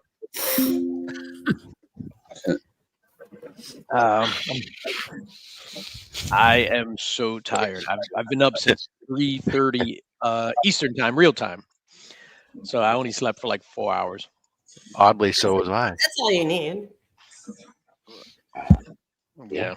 Really? Only 4 hours? Right. Why is that, They DJ? sleep 4-hour shifts at a time. Some people can get away with just sleeping 4 hours and be fine and be productive the whole day. They're just superheroes or whatever. But other people, you can sleep for 4, get up, do a little something, and then go back to sleep for 4. A lot of other countries do that. It's called the Victorian sleep. So it was pretty standard for the longest time until the artificial light. Interesting. Victorian sleep. That sounds really, I don't know, like a good title for a vampire book or something. Artificial light. No, the Victorian sleep. I sat in the recliner around 10 o'clock my time and fell asleep, and then woke up at 1 my time, realized that nobody had taken the trash out or anything yet. Took the trash and everything to the curb. Checked on my wife because she was not feeling well and was vomiting.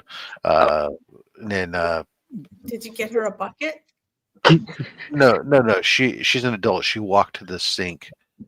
Well, sometimes you can make it to the sink. I'm an adult. I still want someone to get me a bucket. Screw I that. know. Please, let me lay down and have a bucket. She wasn't in bed.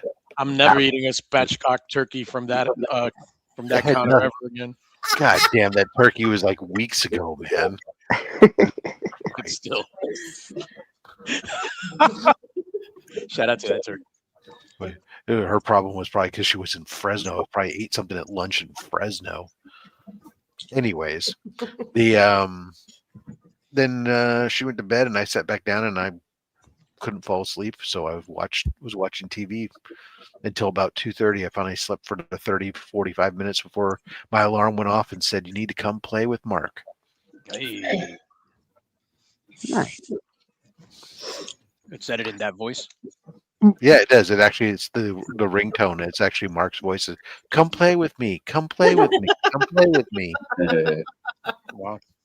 Seems a little creepy, but And then when I hit snooze on that one, there's a second alarm that says, "Can Rob come out and play? Can Rob come out and play?"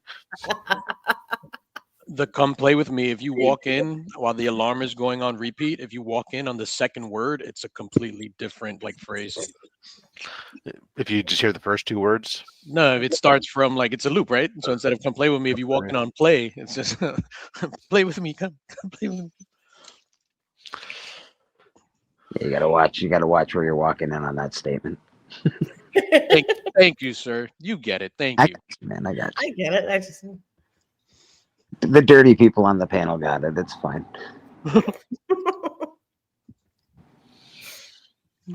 Mm-hmm. Interesting. Is anybody having New Year's resolutions for 2026? Anything different you're going to be doing? Some big renovation of yourself or anything like that? People still do those resolutions? Yeah. I just decided to be an adult and just get better with time. There you go. Okay. So you're going to gradually keep doing what you're doing, hoping. Yeah, I'm just going to keep doing what I'm doing and see if it works out. All right. Not change a thing, but expect different results is my plan. Yeah. Exactly. I dig that. I could get behind that.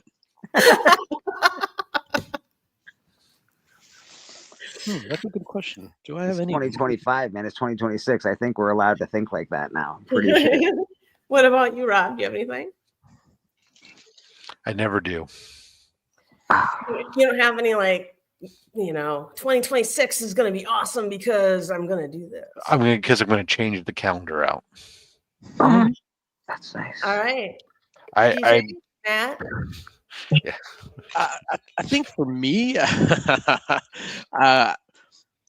I just want to continue. Not that I'm on a health kick, but I'm I changed the way I ate. I'm working out more daily and stuff like that. I just want to continue that and maintain that. You're afraid Madeline's going to leave you. I got it. Oh, she ain't gonna leave me. Not well. You're putting the work in now. No. I've been putting in that work, dog. No, I mean it's just I guess I'm at that point where midlife crisis time. So I'm just doing things for me. So it's basically not to get all deep and shit like that, but my parents passed away pretty young, and I'll be 8 years away from the age that my mom passed, and I don't want to pass away. Dude, I hear you, DJ. I'm about 10 years away from when my mom died too. So I also look at it that way. Time is not, till you're 100. Yeah. Time is till I'm a billion, actually. So you guys just shut it. Unless you get that Victorian sleep. Yeah, buddy. No, man, I'm living forever. I'm just saying no to that. Wouldn't you be tired, Bleeker? I mean, I want to live forever. I want to see forever. I want to see, transporters. I want to see Tron enter the universe. I want to see all of the shit that's going to happen. I don't care. You want to see people families turn against each other and fine. If that's it, if that's 100 years, that's fine. I got another 100 years when the family come back together. I'm good. We're gonna be Highlanders. Yeah, I'm a Highlander. Do you know that? I go around and have to fight people with swords. No, I think in living forever by year 300, you have no choice but to become evil. You got to become evil at some point. You got to become a bad guy. You got to have evil already. Like you have to. Like it's. Well, you'd have to be that or a superhero. You have to become a superhero so you could. You know. But even that is going to get tiring after doing that for 600 years. Yeah, nobody appreciates it. Exactly. Everyone appreciates it. Technology you would have after 600 years that Iron Man had. You know what I mean? Like you could have. No, but it's like you're constantly saying, like Bleak said, no one appreciates it, right? So you're constantly saving all these people from the same thing over and over. One day you're just gonna be like, you know what? Take off your apron, throw it on the counter, and be like, "F this shit." Yeah. One day you're just gonna write a note and say, "Stop being a victim," and just start stamping it on people's chests. You end up like Rorschach. He's like, I always look at it whisper. Say Listen, get your own cat out of a fucking tree. Learn how to climb a ladder. Yeah, exactly. See that? Are you burning in a building? Oh. That was Superman's problem. Instead of saving the cats, he should have had a ladder business. Right? Made billions. He would have made bank.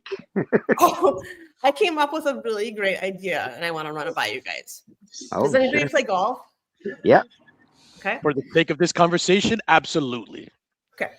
All right. How would it be if you had a small tracking device inside the golf ball, right? Yeah. And then you would use your phone to find your ball when people are looking for their balls forever. They have them, madam. What? Yeah, I'm sorry, buddy. I want it better, one step better, madam.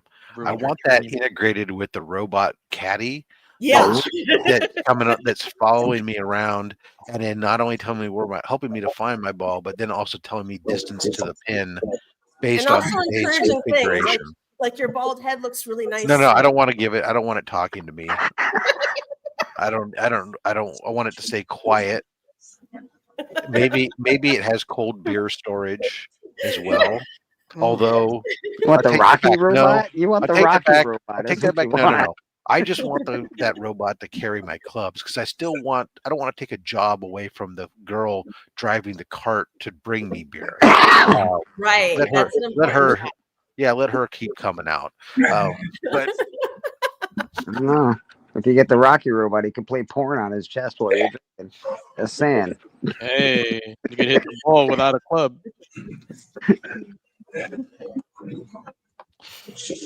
Are you good at golf, Tinker?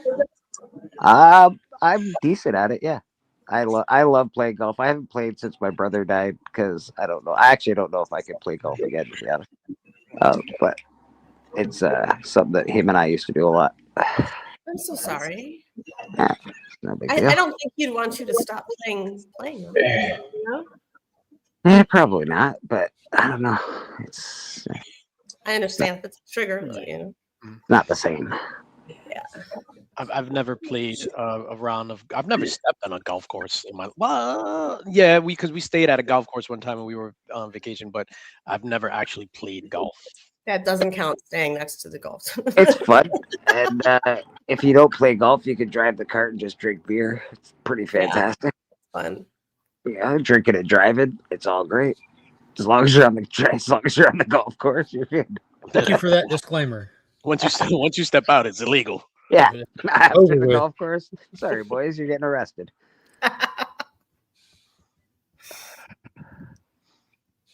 Netflix won the Warner Bros. Bidding war. Yeah, $82 billion hairs. 82.7 billion hairs. What did Netflix buy? Sorry, they bought Warner Brothers. Yeah. Well, they won the bidding war. Now let's see whether that gets approved. Yeah, so it'll take like 18 months. It wasn't the Saudis. That's all I'm really happy about, to be honest. All right, whoever else, that's fine, but at least it's not the Saudis. Thank you. Really, I was hoping it'd be Paramount. I was hoping it'd say a movie studio determined to release feature films in theaters, and Netflix is a different animal buying a different animal. You know what I mean? Yeah. I'm without knowing anything, without anything. For when Netflix, what I see them doing with comic book property and animation, I'm excited for the prospect of that. So I'm excited for the prospect of new DC animation stuff that they'll probably. I like that take on it. I'd say the same thing. What they did with comic book properties, as far as Daredevil, as far as Punisher, I give it a shot, man. Yeah, they did do good with those. Arguably, not even arguably, like the best Marvel shows that were ever produced were under Netflix. Yeah. Yeah. So. With that in conjunction with like animation, like Splinter Cell, like they just announced the Grimm comic book animated series, the Berserker. If you say Netflix and animation without pointing out Terminator Zero, you're just disingenuous. What's Terminator Zero, sir? I might have missed that one.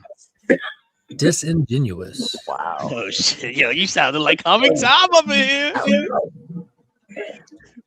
Terminator, yo, animation Terminator. What up, George? We got George pulling up. What's up? Hey, George. Hey. You want to hear something cool, DJ? Like kind of related to that. Somebody was interviewing James Cameron, asking him about the next Who's that? Avatar films, and he kind of responded to them like they're outside of their mind. He's like, why would I be working on Avatar 5 and 6? We're about to release number 3. Also, I've dedicated a lot of my life to getting these 3 movies out, and when y'all finish watching Fire and Ash, you'll feel like you've completed a saga. It will be a complete saga. I'm actively working on Terminator 7, and it's proving troublesome because technology has gone so far. So it looks like that's where Cameron's going next, is back to Terminator 7. Depending on how it works out, like doesn't mean it'll be like numerically, like doesn't mean he'll do a relaunch. I don't know, you know what I mean? But he's actively working on Terminator. He's focusing a little bit on that right now. It should just be him typing into a chat GPT screen like for 2 hours. For 2.5 hours. Yeah. We're getting a Titanic sequel. Yeah, but I like the sound of that. I firmly believe the only way to make a Terminator movie work is if it isn't James Cameron. You'd have to give it to someone like Christopher Nolan. Otherwise, the tone just is off. That's what's so wrong with everything after Terminator 2. The tone is just not matching what the first 2 brought. But could we do what George says? Could we get the Terminators to show up on the Titanic and looking for... they're searching for the diamond, because the diamond is part of like the future plans for Skynet, and is just looking around trying to find, just killing people. Maybe that's not something I would put past the current comic series, because it's like it's telling these short stories and stuff about where Skynet has gone to different eras and pasts and stuff like that to shift and move little needles so that everything lines up for Judgment Day. Like Cold War, they were on a sub at one point. They were in Vietnam. It's some really cool stories. Have they been in World War? Which one, Matt? Yeah. What was the last Terminator thing? Was that Netflix animated movie? Yeah, yes, Terminator Zero was phenomenal. Yeah, I remember seeing that. Yeah, it was pretty cool. Yeah, it's real good, George. I put Mark onto it. It corrected and addressed timeline discrepancies and then leaned into them and made them just phenomenal. Kokoro, what a golly! And they got the tone right. Like, we need this guy sitting down with this AI, and we need them talking. While they're doing that, we can have cool action stuff over here, but we need this. We need the tone right. We need the philosophical concepts explored. We need the viewers thinking about these things while they're running for their lives, trying not to die. You can't do one or the other. You got to have both. I think for the new Terminator, like, we don't need Arnold anymore. All we need is a different, not a new model, but just a new skin on the model, right? So we don't need like 1,000 Arnolds. And then what makes it what Speak for yourself. I know we can use 1,000 Arnolds. That's the 100-pound gorilla in the room right there. Is the franchise is detrimentally attached to Arnold. But if you look at it, right, if you go back to Terminator 1, the first, obviously we see Arnold first, but the first Terminator that we see in the future is not Arnold. And you would have more than one skin job. You wouldn't have them all looking exactly the same. Yeah, all the T-800 looked like Arnold. No, not the first one, because remember the dogs couldn't spot him. He was but he wasn't an 800. Yeah, dude. 600. Yes, there's 600. It was the first. It was they had the rubberized skin, and then you're talking about the one with Jake Sully. that had the rubber skin. So those were no, they didn't show you that first Terminator up close. They kept him in the shadows with his glowing red eyes because they didn't have the special effects for the rubber skin. Kyle Reese tells the story to Sarah Connor how the earlier ones were easier to spot and stuff. Yeah, and so then when that one went into the base, they couldn't spot it. That's why he was able to go into the base and kill everybody. And the dogs spotted him, yeah, but they didn't show him either. Yeah, but I would assume, however, that there would be more than one skin model, one model.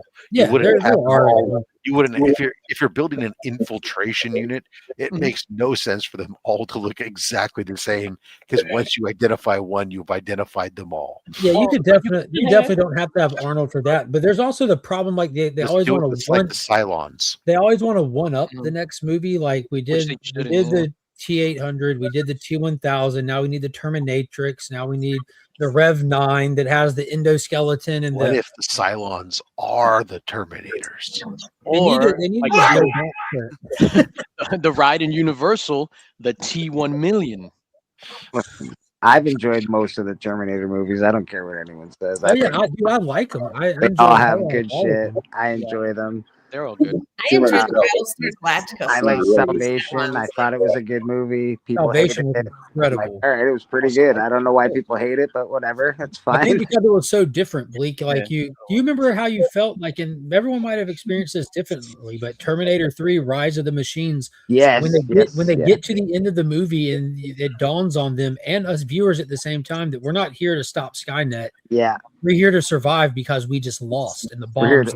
I'm here to protect John Connor. That's what I'm here for. But you remember that feeling you had, that realization, like, holy shit, they're actually dropping the bombs. Like, we just experienced that. That's a weird feeling. And then Salvation is so different. We're focusing on not Arnold, and people didn't respond to that. Too bad. I thought it was underrated. Yeah, I think for an easy storyline for me, something that I would like is in the future, the Terminators, and this is to solve the Arnold problem. The Terminators realize, hey, every time we send this model back with the Arnold skin, we lose. Let's send a different skin back. Boom. Unplug and replug it back in. There you go. Yeah. Let's send George back in time. I love the original Terminator. What the hell? What the hell? And the guy in the garbage can right at the beginning. That on loop, right? The voice, the ADR, whatever. It's definitely a tough franchise to try to crack because there's something so unique about having that first robot learning what it means to be human while protecting the humans. You know what I mean? Like, it's really once you do it, like, where do you go from here, kind of thing. Think about how long captive learning did, man. That's like so like today. That second movie was just so good, dude. Jesus. Yeah.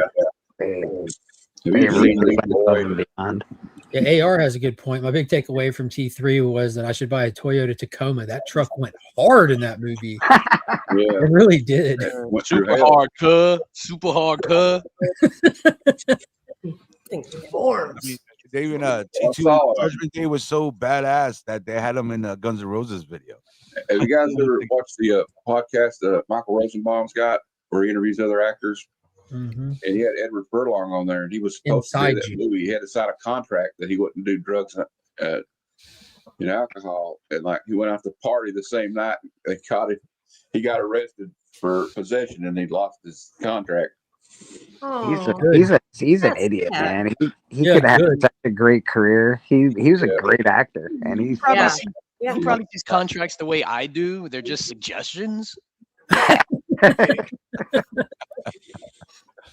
Dude, the most sad picture is him and that porn star that everybody, the Hedgehog.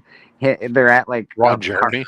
They're at like a weird like party in a gym, and they're both drinking out of red Solo cups, and somebody snapped a picture of both of them, and they're just fat and gross. And you're like, oh my god, that's a terrible picture, man. The Hedgehog. Yeah, they're just fucking sporting the same parties. Dementia. Those two. Old Hedgehog's got dementia or something. Does he now? Yeah. Poor guy. He couldn't stand trial for his he got in trouble for a couple of things, and really, you don't say. I'm shocked. Oh yeah, Shocking, isn't it? Shocking. The hedgehog got hit and all his rings fell out. Yeah, exactly, DJ. Yeah. Oh yeah, this last weekend I got Miko to sign another Sonic. Real quick, Was the signature really large? but Yeah, it was, but he put it at the top instead of the bottom. Nice. So I got this from you guys from the auction. Oh, nice. Very much, right? This That's is a cool figure. my first slab. So since you guys are all pros, and I figured I'd ask you guys, can I open this, or once it's sealed, it's sealed?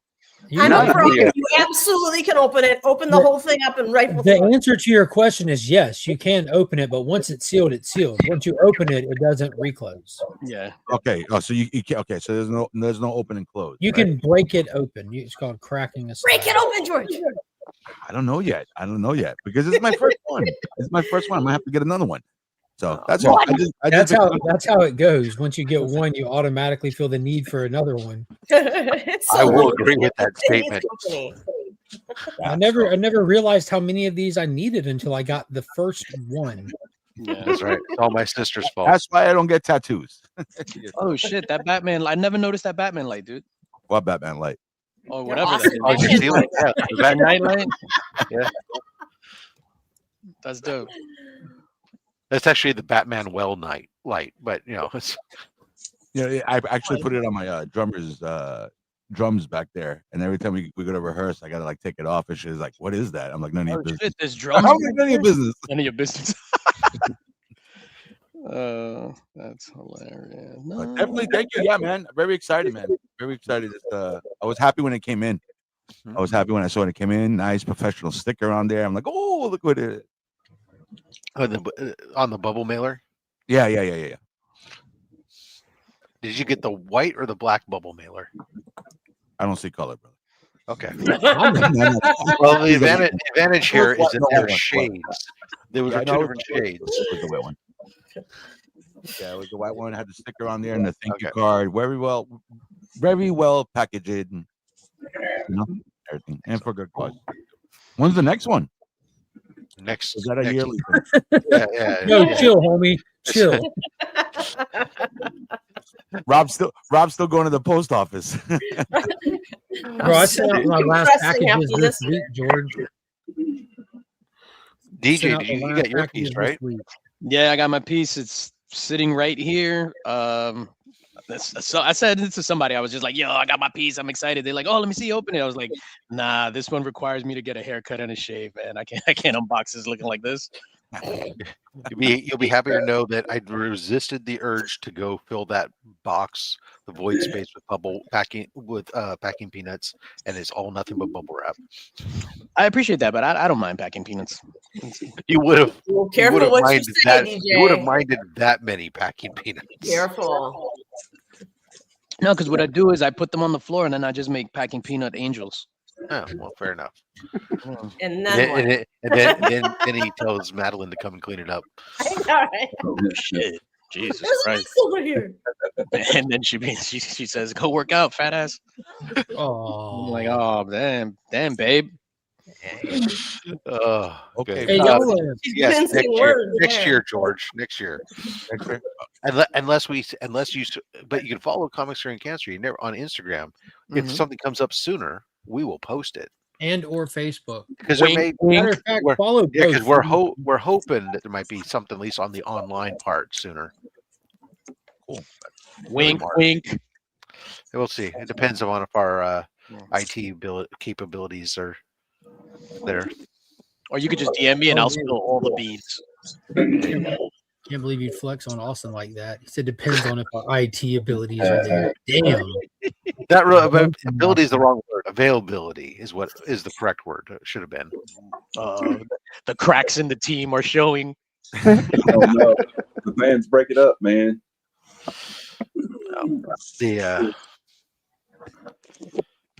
Oh man, that's done.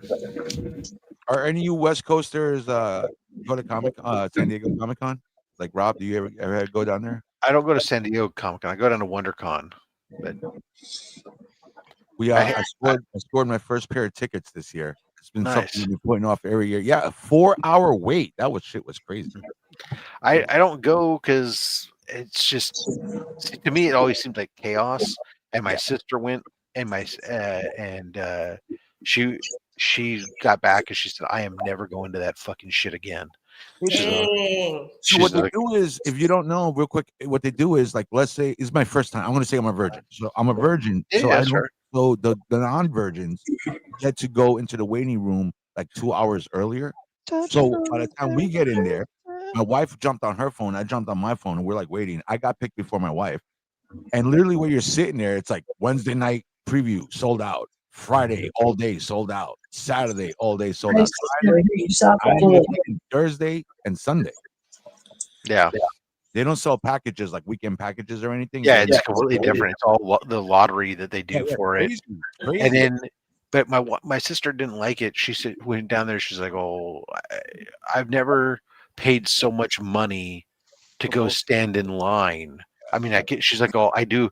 I can stand in less lines at Disneyland." Yeah, that's why I was kind of happy. I said, "We'll hit the Thursday when it's kind of like fresh, the first day. I could do my show thing, the footage and everything. Friday, Saturday, it's like every other convention when you're like shoulder to shoulder like this." Yeah, for what you're gonna do for your show, it's gonna be great from that aspect. But if you're trying to go like see panels and do stuff, yeah, no, I can't. Even at the smaller conventions, I can't. I hate the fact that I gotta wait there for an hour to go see Cheech and Chong talk. You know what I'm saying? I got a panel or something. It's got to. Yeah, I'm not. I say the same things you can watch on YouTube. Yeah. Like, hey, it's George, man. Yeah.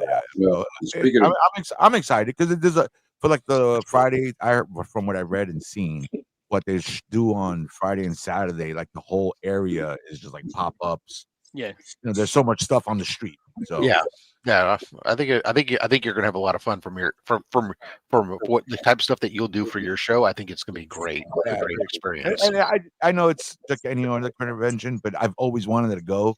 Yeah, maybe 10 years. I worked at the airport and I used to fly for free. And it was like, "George, we're going this year." I'm like, next year. It's just laziness. I'm like, next year. But this year I was like, "Where's the charger? My phone's on 2 more bars. Oh my God. Why is my mom calling me? Block her." Yeah, I get notifications on it and stuff, or invites because I go to WonderCon and it's by the same people, so I'll get stuff all the time on that. But I'm like, no, I'll go down to WonderCon, but it's a trek, and I'm not going. WonderCon's on my list too. I want to hit that one up. It's good. I enjoy it. It's much different. It had a really good mix of stuff. It had a good selection of comic vendors, good selection of artists. It has a couple panels, but nothing like heavy crazy. If you're for panel people, it's and it's just they do a great food setup where just outside the convention center there's this big strip between the two big hotels, and they bring out like 20-30 food trucks that are out there. And then of course obviously you have Disneyland's across the street if you want to go across and deal with that or whatever. But it's a great time. I truly enjoy WonderCon. I speaking of food trucks, Lynx, when I went back to New York, I couldn't believe how many food trucks taken over. How many food trucks were there? Yeah. I grew up in Queens, so we were staying at the city, and then when we left the city, I went back to my old neighborhood, and I'm telling my wife we're gonna get a bacon, egg, and cheese, salt, pepper, ketchup from my old deli. Pulled up my old block. The guy was closed, out of business. I was like, what? I was so upset. I was like Planet of the Apes, you know what I'm saying? At the end, I was like, what the hell? And then there was a food truck parked right in front of it selling breakfast sandwiches. It was still good, but I was like, man, everywhere you went, food truck, every nationality, every type of food. I was blown away by that. Yeah, there's a lot of food trucks, especially in Queens. You see them more there. In Brooklyn, they do this thing in Williamsburg called the it's not a smorgasbord, but whatever. It's like a lot, and in that lot, they have, I want to say it's like 50 food trucks. Like all is like spread out like in a giant square, and they're all lined up that way, and you can go in and literally get whatever it is you want. I go in and I specifically go to get bread and butter. It is phenomenal. I'm not. I get it. I stopped at my old Colombian bakery before we hit Jersey. I got my empanadas, my Colombian food that I grew up eating when I was there. You know what I'm saying? So I get it. I was hitting all my spots. And the places that were closed down, I'm like, damn you. Just to reiterate, I drove 40 minutes, paid to park in a parking lot, went into the smorgasbord, waited about a half an hour online to get bread and butter. Jeez, you sound like you're in a third world country. Maybe I am. Maybe I'm not. He is in New York. Yeah. Half an hour, 5 food trucks later, my stomach's like, what the hell, man? I can't keep up. You know what I'm saying? Goat, chicken, pork, all in 20 minutes. Come on, bro. You definitely rolled the dice. But there's a big food truck place in Orlando, in Florida. Like you go and there's hundreds of food trucks. Like on what is that called? There's like an amusement park. I forgot what it's called. And anyway, there's like a food truck thing, and it's like literally like 100 food trucks, and you go in there and get whatever you want. Have you guys ever been to a Brazilian steakhouse? Yes. Yeah. You know what that is? Fogo de Chao. Fogo de Chao, yeah, baby. The last time I went, I have a horror story. Rob would flip his lid if this was him, and because I've been with Rob when he flipped his lid in a restaurant. Rob, so we go to Fogo de Chao. Mm-hmm. So we don't get. I don't do the all you can eat thing with the red and whatever. I just order my steak, whatever. Right. So we get a Wagyu beef, whatever, with the sides. So 10 minutes into ordering, they bring out the sides. And the steak came a half an hour later. What? Yeah, so it's as soon as they brought out the side, I got hot. Like I'm like, oh, now I gotta tell this guy to bring all this shit back. Like I don't want this. And then not if you're ordering it as a dinner, that's ridiculous. Did you get a comp? When he came and they brought the steak, I was just like, sir, like I want fresh everything. Like you should never have brought this out like that early. And he was like, okay. I was like, yeah. Did you get a discount? Did you get a comp? No. I don't look for discounts. Just take it away and bring back. Give me something fresh. You were inconvenienced by your time. You're waiting. He wanted some fresh saliva. You. Not the he wanted some fresh spit on it. It's all good. Yeah. So the waiting wasn't the inconvenience, madam, because the steak is going to take 20-25 minutes, whatever it is going to take, because whatever.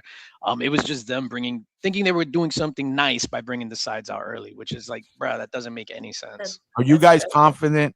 Like sending food stuff? I could never send. Even if I order a burger and they bring me fish, I will not send it back. Oh, DJ watched me do it twice. I'll send back steaks all the time that aren't cooked, that are too rare. I work with a lot of nasty people. I've seen nasty people do nasty things. So I'm just like, I can't. I will, but I'm eating fish today. It's very important, I think, in how you approach it when you're doing it, right? If you're going to be a jerk to the server who's not the one who cooked the food and stuff, you're gonna get some you're more likely to get that grief stuff. But if you're cool, you still have a middle person. You still have to hope the server is not being a dick to the cook. Right. Well, again, and I think if how it's conveyed to the cook also is genuinely how you treat the server. If I treat the server and I go, this is not fucking right. I ordered it this, they're gonna go back on this fucking asshole. He fucking wants, this. But if you sit there, you cut. You're sitting there and you cut, and you go, and you're polite about it, and you go, is it possible that we can, to get this redone? They'll say, yeah, let me go check back on it. And go, hey, they'll go back. They're going to advocate for you because you're the one who's going to be tipping them. And stuff, I get it. And if any quality chef, if I order a steak medium, and like DJ was with me, that thing was fucking purple. It was that pisses me off because they're just trying to save their meat by doing that. And any chef worth a damn would get that and go be embarrassed that he sent that out like that and want to make it right. Yeah. Well, just don't do what Rodney Dangerfield did in Caddyshack when he told the waiter to tell the chef this is low grade dog food. I could see where the marks where the jockey was hitting. Well, we were at the Westin and eating the steak, and that's where I had it was bad like that. And then it comes out the next time, and the chef or not the chef didn't come out, but the manager came out with it, and they wanted me. And as soon as I cut into it again, she's like, "Oh, well, that's not right." Yeah, so now the manager's jumping in on it, going, "Oh no, that's not right. All right, let me." Good. So it's Yeah, You know, Rob it's was funny. Rob was really polite about sending it back. The only thing that I was kind of embarrassed, Rob, I'll be completely honest, is when you told her about it and then you flicked your mustache on the end. No, That- he twirled. yeah, he twirled the mustache like, the worst. Actually, the worst part about that whole thing, DJ, really was the fact that I called what was going to happen the second time it came out. yeah, you I did. said because I said this one's not going to be right either. Watch, they're going to go the other direction or something. And it's like, How the hell did you uncook my meat? You uncooked it more. Rob is the Babe Ruth of steak. That's crazy. I'll send it back. I mean, well, of course, I'm exaggerating, but I'm like so like Rob said, I'm the same way. I'm the same way. I'm like, hey man, I don't want to, piss anybody off, but there's a fucking fish on my plate and I ordered a steak. You know what I'm saying? Yeah. I get it. I get Yeah, it. I can't stand that would be very polite, clear. Like, too. I'm sorry, I believe that this is somebody else's. I didn't order this. I'm like, fuck. Now I got to order tartar sauce. I'm gonna sweat this shit. You know what I'm saying? No, that's right. I'm sorry. Do you have any Grey Poupon? Yeah. My mom had a friend like that It's the though. best. That was It's the best if you're at a really nice steakhouse and then you ask for some A1.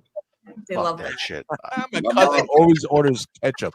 my mom. If I was sitting at a table next to you and you do that, I'd be embarrassed for you and get up and walk out. My cousin Nick stabbed cousin Johnny in the hand one time at a steakhouse. He's like, can I get some ketchup? And he was like, God, you're not gonna put ketchup at a fucking piece of porterhouse at a steakhouse. Do that shit in your home. God. Yeah, I remember I went to it was when I first started I first started making some money back in the early 2000s, and I went to a fancy steakhouse, and it was like one of the first times I was at this place, and I go in Peter Luger's, like George, you would know. So I go in Peter Luger's and I'm like, oh, can I have A1?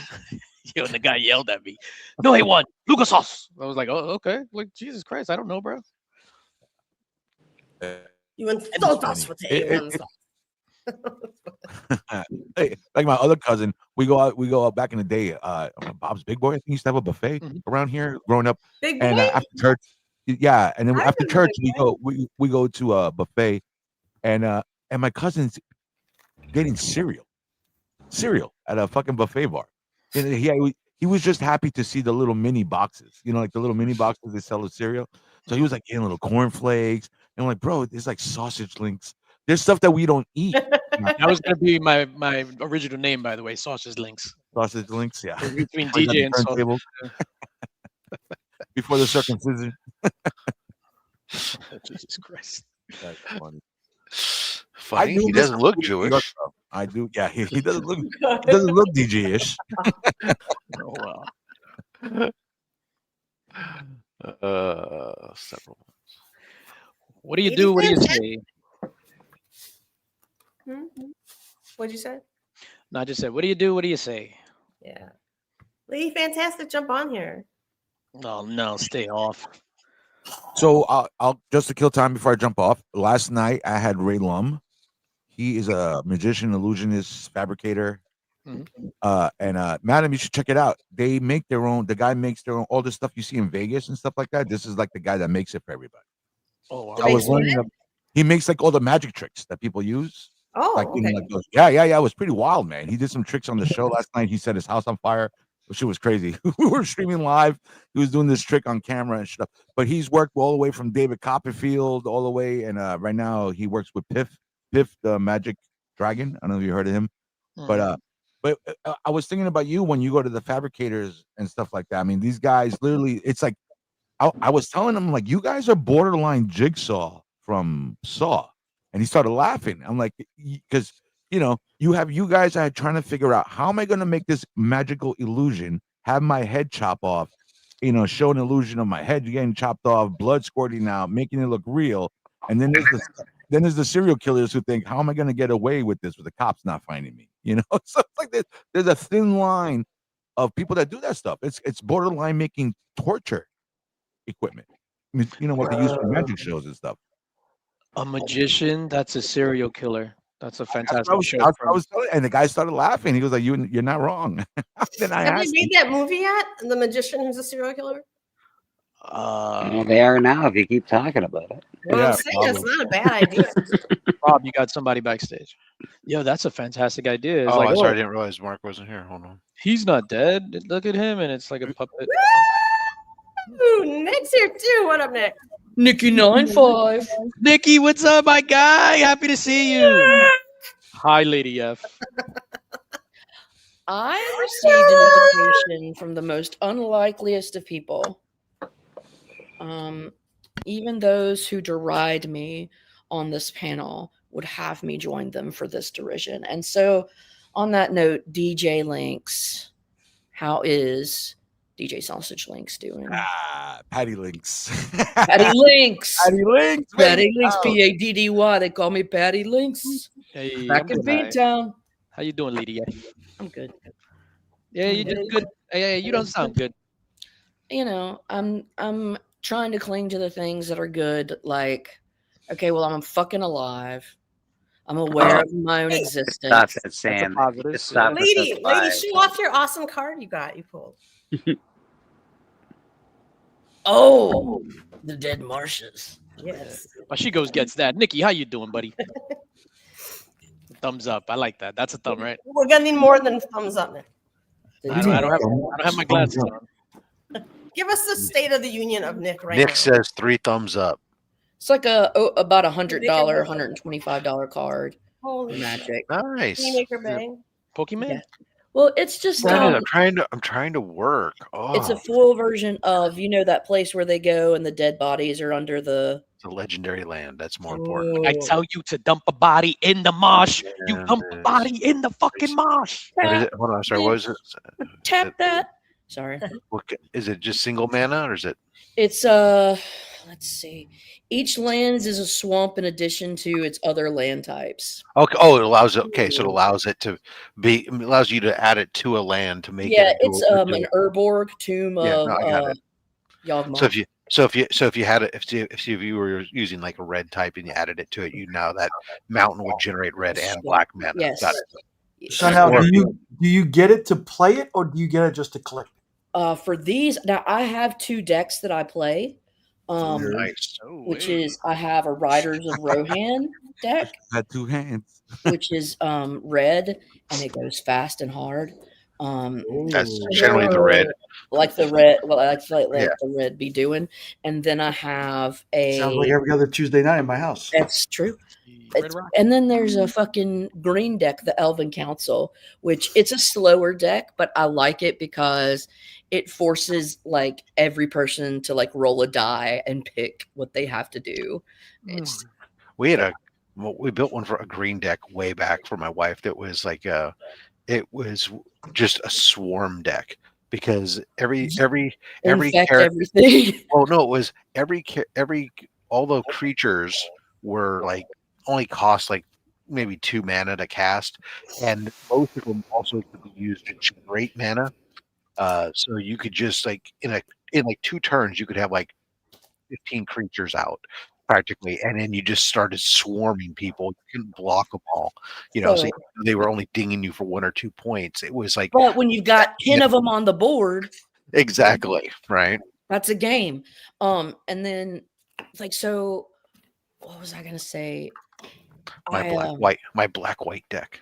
Oh, so that's the white deck in the white deck in the Lord of the Rings is the Hobbit deck, and it's got these mana generating mechanisms where you just pump out mana so you can do whatever the fuck you want. My black deck is built. It's old, so most of the cards now, if I play them out, people don't understand what they are. But it was all predicate back in the day. People used to build creature heavy decks instead of cast. And so now my understanding is a lot of spell heavy stuff. But with a creature heavy deck, essentially it would you could force any creature you put out to attack me. I could with 1 card, with another card, make it a 0/2 creature, and then I just feed it to my vampire. Next thing you know, I had a couple vampires that were flying over your defenses, hitting you at like 8, 9, 10 points apiece.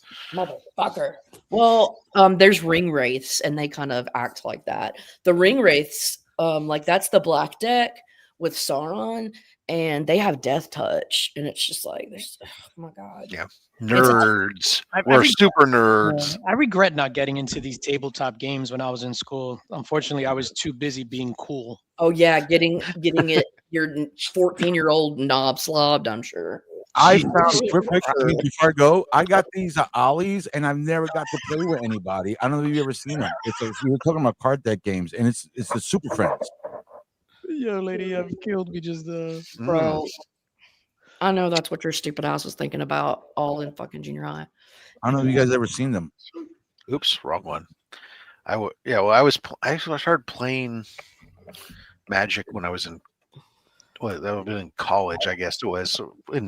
We'd start playing them in the radio station, college radio station, like during shifts while music was playing. You'd be playing in the DJ booth, and then pause for a moment to go on the air, or do your PSA or change your song out, and then. Yeah, I learned, or the first time I've heard of Magic the Gathering was like when joining YouTube and being on streams with people. Like I never even heard of Magic the Gathering. Mine were the advertisements in Wizard magazine and the comic books. Yeah, that's where I originally, because I mean they went hand in hand, and they dropped around 93, 94 Magic, and that's when the comics were really, really big. It was before that. I thought it was older. Yeah. It was 93. It was 93. That was okay. You had Dungeons and Dragons before, like Rob knows. Rob built the whole fucking like game about it or something. Rob is full of historical knowledge. We must respect our elders and listen to trying Rob. to be accurate with when Magic the Gathering came out. When did Rob was there before it was a gathering? It was just Magic. Well, I know it was a group of friends that first started it. So it's like in August 93, the first alpha debuted. Right. But there was okay. Talk about it. I don't know. You're wrong, Lady F. You're wrong. So, you're wrong. Tell us. The alpha decks. Okay. I mean, there was some earlier versions that were floating about out there, because by the time I started playing in fall of 93. What? That's when it came out, August 93. Well, because a lot of the cards I have in my deck are the Series 1. Do you have them still? Yeah, bro. It drives people crazy because they're not like mint cards. I mean, even though I put them in sleeves, but they're like the soft sleeves and stuff. So like we were playing with Senger vampires, we're playing with freaking the Skivan, whatever the dragons were called, and all these things that are like ridiculous stuff. That last time I pulled out the deck to play with anybody, I was doing it at work, and they had to stop. I had to stop to read every card they had because I hadn't seen their cards ever, because it'd been like 10, 15 years since I played. And then I played mine. They had to pause to read my cards because they'd never seen these original cards. And they're like, oh, that shit, they've only heard about some of them. They're like, oh, that shit's not fucking allowed. Legend. That shit's not allowed. That shit's not allowed. I said, well, I'm sorry, are we in a fucking tournament? Because you know what? Getting snippy with you. How many cards did you play in a deck? God, I'm trying to remember. I think no, not 100. No. I tried to target a 65 card was like the max that I wanted to put in there. It was usually about 1/3 mana, and then the rest of the cards were your various creatures playable cards. Is Magic plain Magic? Is it like a complicated version of Uno, basically? It's It's really a lot more fun. complicated than Uno. No, it's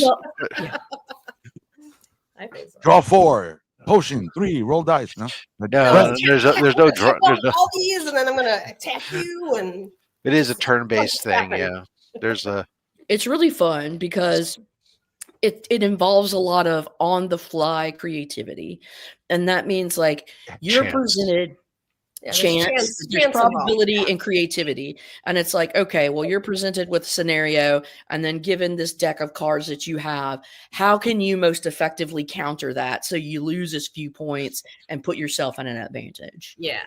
Some people would make a deck like that's all red, and it'd be a really fast, fiery deck, and it would just like Riders little Rohan. creatures would come out right away and just annihilate you.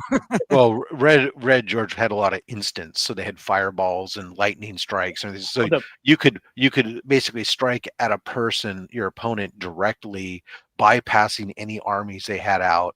But and you did instant damage. But the problem with any single color deck was they're susceptible to defenses by another deck, certain color offset. So some people, yeah. Is Magic the Gathering based on Lord of the Rings? No. Lord of the Rings. Happens to have a Lord of the Rings just happens to have a version of their own. No, because the Lady F is talking about Riders of Rohan and referencing, and again, this is because that's how she got into. That's how I got into it. Is that in 2023, Wizards of the West Coast, license, and it was Universes Beyond, Tales of Middle Earth. Much like Clue was a board game before there was Scooby-Doo Clue. Just like Monopoly has everything. We should do a YouTube gathering. Like, here's all these different characters from Lord of the Rings, but they're all from my Riders of Rohan deck. So like a YouTube gathering thing where somebody puts down the DJ Link's card and it's just like his purchasing is like whatever XP, denied. and Your credit is denied. And then they throw down the Mark card where his power is the power of haggling. The DJ Link's card would definitely have to be like, you have to eat 3 corn muffins. That card sucks. DJ Link's sausage. DJ Link's went on a quest to get bread and butter in a faraway land. Yeah, and this is actually a red-white deck. Now that I'm looking at, but it's predominantly red. It was elven bread. No, in here there's no Limnus. There's Limbus bread. There's only a fucking like Hobbit mana, and you just generate a fuck ton of mana as a Hobbit, and it's really funny. Shout out to all my hobbits, man. They don't I feel get like the enough Hebrews and the Hobbits have something in common. The Hebrews and the Hobbits. Yep. I can't carry that guilt. Nah, I think honestly, if he's modeled anybody, like it's going to the Shire, fucking dwarves of Khazad Doom, would be that people.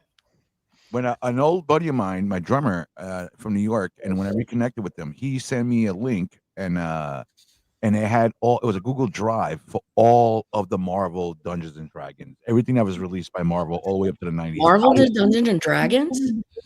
Yeah. I was totally blown away. Because I had a bunch of them when I was a kid, but like DJ Link said, I didn't have any nerd friends. You know what I'm saying? So nobody was like, when I was growing up, nobody around me that was my friend was into comic books or anything. So they didn't even want to sit down, and I'm like, this is how we got to play. They didn't care for that stuff. So I never got to play it. I had the X-Men, the Mansion, all the campaigns and everything. I couldn't believe this drive. I was going crazy because I had all that stuff, and I never got to play it. And now he tells me there's a place in New York where I guess it's a place you rent so you can go play dungeons and have campaigns. Mm-hmm. And they told me that they live stream with people who are out of town to with the cameras so they could live stream and play. So I asked him. And then he started telling me these old rock and rollers, the old D&D guys. I'm like, for real? This guy from Kill Your Mother band? That guy from I Ate Your Dog band? I'm like, yeah. They're all, they all get together now and stuff like that. And so I told him, I was like, next campaign you guys have, put me on the camera. I'd like to do like a play-by-play. You know what I'm saying? Like an announcer type on the campaign. Yeah, there's a pretty famous crew that plays like, I think the writers of Game of Thrones plays, some of the guys from Rage Against the Machine, Joe Manganiello. A lot of people. Yeah. Joe Deathstroke. Yeah. Real quick, there's a video going around of the chick that plays Karen Page from Daredevil. I forget her name, from True Blood. Deborah Ann Waller. She's talking to the guy that plays the Punisher, John right? Bernthal. And she's explaining to him what Dungeons and Dragons is. And it's the most sweetest conversation you'll ever see or hear. And he's like, what's Dungeons and Dragons? And she's like, you're walking down the path. You see this creature come up to you, and he's like, well, how far is it? And then she's like, well, now you need to do this, and now you need to do this. Yeah, it was an amazing, simple, can I use a bow and arrow? And then she's like, now you got to check your arsenal. And it was like, you talk about what's her name? The girl from Karen Page. Yeah. Okay, I saw that. That's great. The one that always cries when she's on camera. That's the drinking game we play. Every time she's on, as beautiful she is, and she's even more beautiful in real life. But every time she's on screen, I think there's only one episode since True Blood she's on TV where she's not crying. Poor girl. Every day she's got to cry at work. Well, she's got a gift. I mean, I cry at work all the time. She must have got whatever she wanted from her parents. Number one place to fucking cry. Usually it's DJ in the corner with his knees tucked up in his chest as That's he's a beautiful rocking to himself. I'll be In like, the- if in the anybody shower. needs me, I'll be in the handicap bathroom. Crying. Rolling around in the peanut stuff. I think I got introduced to D&D by playing a superhero D&D version, Masterminds and something or other. I can't remember what it was called, but So I'm looking now, and it's showing that there was a form of first of all, there's like D&D. Marvel actually put out like an advanced Dungeon Master's guide in the '83 or something that Marvel did, and then now I'm seeing in the 2000s, like you said, Bleak, in the early 2000s, they released a Marvel thing that it was basically just D&D but Marvel. yeah. There's definitely superhero versions of it. When I first played D&D, it was a superhero version. That's how I first started playing D&D. I mean, they had like X-Men campaigns. They had the Defender. I mean, they had individual campaigns. I mean, just like in little single packages. Like that. It was amazing. It was, and what really blew me away, the main Marvel superheroes one had paper cutouts of all the characters. You know what I'm saying? What So about you- those hero all- clicks? What were those hero clicks for? Do y'all know what I'm That was talking like, about? that was like 2000s, right? Yeah, it was like a video game, I think. No. It was like a board game, and It then was you would have, physical. They had like, those- counters on the little characters. yeah, the little avatars or whatever. There's a Marvel game too. There's an X-Men game, a board game. Jeez, I saw it when I was at Value Village when I worked there. I know there's like an old X-Men board game or some nonsense. Don't you have that Spectre Hero Clicks, Mark? Oh yeah, the big one. A big hero click? See, next week Rob plays Dungeon Master and we all just play. Yeah, there's a. Yo, there's I've a- been waiting, man. Board games is my shit. I got the He-Man one. I had the guys from the He-Man movie play with me. This is a badass one too, an X-Men one. I set up with the second camera and stuff. Yeah, I'm a big fan of like board games and stuff like that. So I loved board games growing up. I was constantly playing board games. All right, I have to roll. I have to go to report to Romania. But George, if you're into tabletop gaming, did you ever watch Will Wheaton's YouTube series Tabletop? I've seen clips of it, and that's where Mark, when I first met you, CJ, we did that game and Geeked Up. That's what I learned about that Geeked Up game I used. Yeah, that was a great. I learned about so many cool games from watching Will Wheaton and Tabletop. It was a phenomenal series. Yep. All right, I got to roll. You guys all have yourselves a great Friday, or if you don't, well, then at least look forward to Saturday. Only slabs. I love that Rob sprinkled some cologne on. I knew Rob was in cahoots with Romania. Are any of you guys familiar with an early image inker named Chance Wolf? Does that name ring a bell? Supposedly he worked with McFarlane a lot, and he did a lot of the early image books like Youngblood and all those crazy books that came out. The guy I was interviewing last night, I guess that was his buddy, and he was like, "Yeah, my friend works for McFarlane and Drew Spawn," and so of course I bust out the one book I have on the table that doesn't have his name on it. So I'm trying to try to look at the credits, and I didn't have my glasses on, so I'm like, "Fuck, I can't even read the credits to see who's in there." I didn't want to pull up the one book that he's not in. I'm like, "Did you ink this one?" I'm just wondering. I looked up his thing this morning. He worked on a lot of books. He worked on a lot of books back in the day, but I never read Image, so I don't know. What does he want? George, did you go to Greece recently? No, not in a while. Not since we last spoke. We were supposed to. That's why I went to New York. We were supposed to go this year for our vacation, but since the whole world's kind of like in red alert, we were like, yeah, let's just go to New York. I can handle the craziness in New York. I grew up there, so I can. Even in New York, you should be prepared. Yeah. Well, it was crazy. Real quick, we went to New York, and we stayed at Times Square. The next day was the protest. So it was like literally Escape from New York. what was the No Kings protest, and we were literally around the block from where they had it in Times Square. So my wife's like, "We gotta get out of here. We gotta get out of here." I'm like, "Give me a patch. We're gonna call this Escape from New York." And then we got in the car. If we don't know, 90% of the times, if you live in New York City, you stay in New York City, you got to put a car in a parking garage. So we had to wait for the valet to bring the car. We get out of New York. We get to New Jersey because we went to go do the Kevin Smith thing. We get to New Jersey. The minute you pull up to this little town in Jersey, it was the Red Bank No Kings protest. So to go to here to there, everywhere we went, we had to drive through. At first, I'm like, "Yeah, freedom." The fourth time, I'm like, "Fuck, there's traffic. Get out of the way already." I don't care what side you're on. I gotta go take a piss. And if you've never been to, I'm a Kevin Smith fan. I grew up in New York. I've been a Kevin Smith fan since he started. And if you've never been to that area of New Jersey, the only reason why his Quickie Mart is still open because there's only 2 stores, that bodega and one 7-Eleven. And that's the only thing in that town. I was like, my wife's like, "Oh, you think it's still open?" Because I'm like, "No, man, there's no other fucking store." And we walk in there. My wife's like, "Can I use the bathroom, please?" I'm like, "Bitch, have you never seen Clerks? You don't ask that here." So, good times, man. Good times. Yeah, it was crazy, man, seeing that protest and stuff like that. I'm telling you. I love freedom. I love everybody's right to protest. But when you got to hit that bathroom and you got to go through that traffic again, I'm like, "Stop it. Get out of the way." You got to bring the travel mug or a good Gatorade bottle. Gatorade, yeah, the Gatorade bottle. That's the thing at Mardi Gras. Like, what they don't tell you is on Bourbon Street, they'll make you fucking pay to use their bathroom.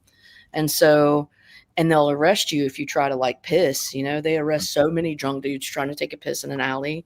That's crazy. In California, you get arrested if you stop people from shitting on the sidewalks. Yeah, well, there you go. Don't pick your poison. Because you're gonna have some defecation or some pissing, some letting of fluids. It doesn't matter where you go, fluids are gonna be Relation Act of 2025. Yeah. So but I remember I would have to go and there was a point, it was at Crystal's, that's where I went, and I would and then after a certain point, one Mardi Gras, they're like, "Just fucking go in there, you're fine." It's like I drink so sorry. The follies of youth. Remember my cousin Ricky you saw with me in down in Heroes Con? Ricky Tikitavi? Yeah, that dude. And so he was in England last year, and I had him live streaming, kind of like reporting, "Hey, I'm here," whatever. But so he was live streaming and he was reporting in, and his wife had to use the bathroom. So for those who don't know, cousin Ricky's got a heavy Spanish accent, and he looks like a Mexican Sammy Hagar. So imagine this guy walking in with kind of what George Lopez looks like now, only blonde hair. A Mexican Sammy Hagar. Yeah, we call him Sammy Sanchez. So then he goes into he's walking to every shop in England, and he's got a heavy accent. So and he's holding the camera while I'm on the camera going, "Ricky, turn around. Ricky, turn around." And he's like, "Hey, can I use your bathroom?" They don't use the word restroom over there. Lou. Yeah, exactly. Lavatory. So he's walking in there, and Ricky's a punk rocker guy, metal guy, so he likes wearing a leather jacket, and he's walking in there, and he's like, "Hey, can I use the restroom? Can you?" And every fucking person, every shop owner was like, "Get out of here! Get out of here!" Sitting there, like shooing them away. Crazy. You gotta learn the words, man. Yeah, I told him, "Ricky, say Lou, say Lou." Finally, some old lady let him use the bathroom. But fuck, man. Going to the bathroom is a bitch sometimes when you're in other places, and they charge you. In Rome, they charge you. Yeah. Better have money. I was like, I just charge you during Mardi Gras too. 20 euros in this bitch. I'll be back. Dude, sometimes you're willing to pay a couple bucks a day, all right? Yeah. I'm like, I'm gonna be in there for 20 minutes. My phone's charged, and I got a 20 euros on me. I got a full pack of dude wipes. We got a round trip from Nottingham, England to Amsterdam, Netherlands for 45 euro round trip. In Louisiana, when you get drunk, piss in the alley, sometimes you don't look down. R. Kelly FI care? If I don't know. I'm so glad well, R. Kelly's in jail in Chicago, so we're good on that. And I did. He's doing a lot of stuff on the ground right I did all of my sinning before like cell phones were like you could get your shit. I was like at the beginning of Facebook when people didn't know shit yet, where it was only available to college students and not to the public at large. And so I did not have my youthful discretions displayed. Thank God. That's fucked up nowadays. Ching. Yeah, I guess. I'm not sinning the same ways. Not in the same ways, in the same fashion. Hey, Mark, what's going on with you, man? Why are you so quiet over there? You look They're like just looking at stuff, reading. you're deep He's in reading- thought. What are you He's reading, sir? something. He's not paying attention to us at all, George. What are you reading? He left my joke. He left my joke. That's all I care.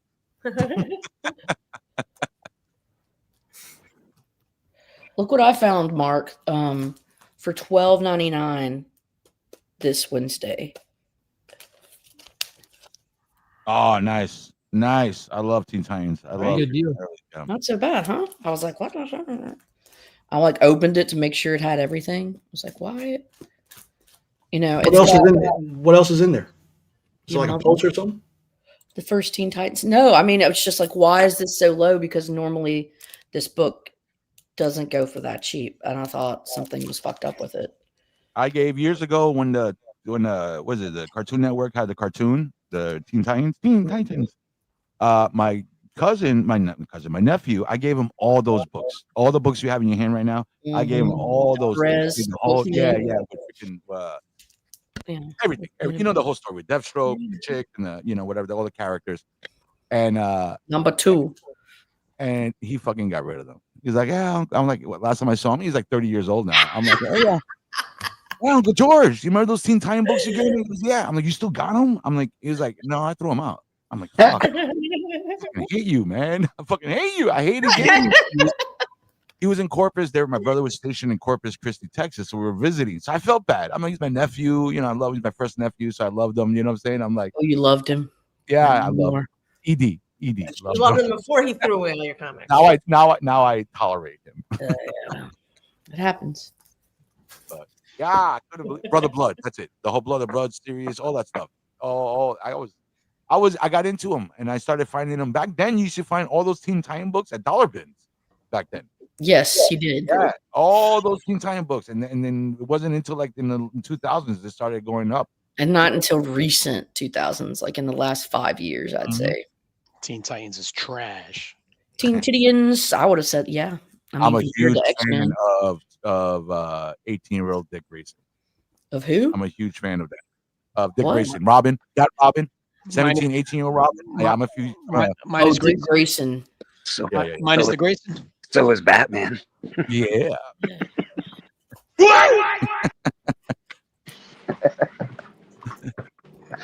Hey, I'm here all week. Hey, Dick, how you doing, buddy? You want to just get into that Robin suit for me? But the way it makes your ass look. But Batman, it's not what I am, it's what I do. Go fight some crime, buddy. Hey, Mark, I wanted to ask you this about Infernal Hulk #1, and maybe I'm just reaching over here, right? You read it, you enjoyed it. Yeah. Anybody else read it, Infernal Hulk #1? No. Read right now. When the Hulk jumps up and he grabs the helicopter and he grabs it by the blade, by the spinning blade, is that to demonstrate that he has now increased speed? Because you have to have like super speed in order to grab a fucking helicopter blade. He's always had that.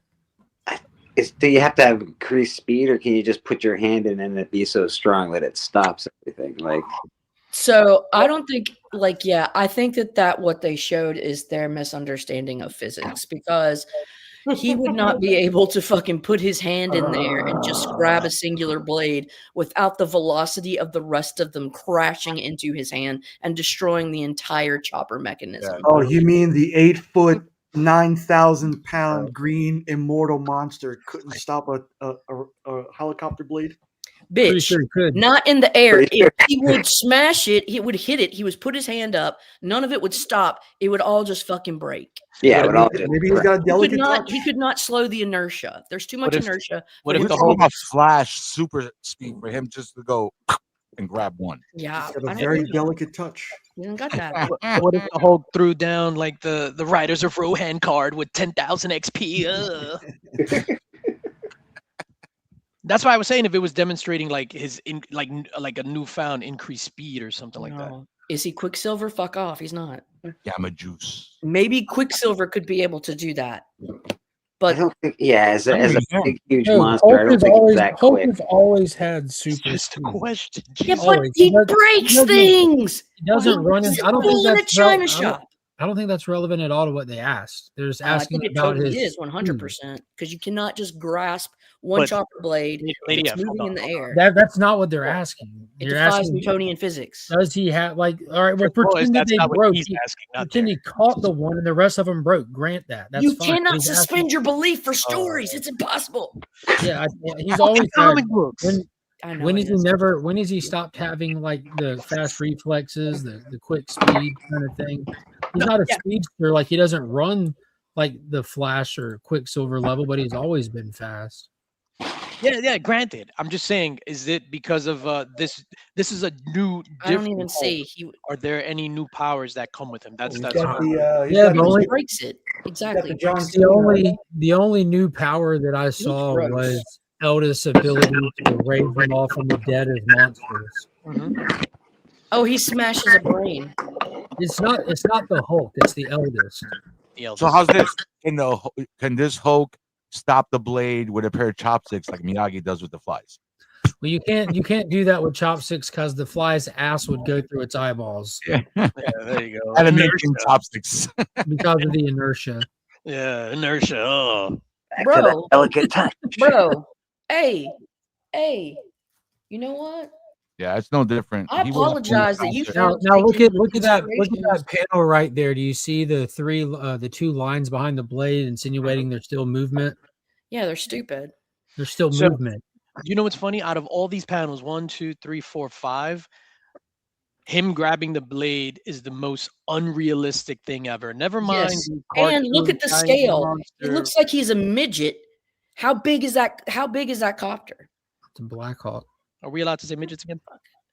Little piece. He looks like an LP Hulk. Only when they're equipment. Oh, okay. Yeah. He looks like a Pokey Hulk. He looks like Batman next to Bane from issue 14. Yeah, I'm just saying in the real That world.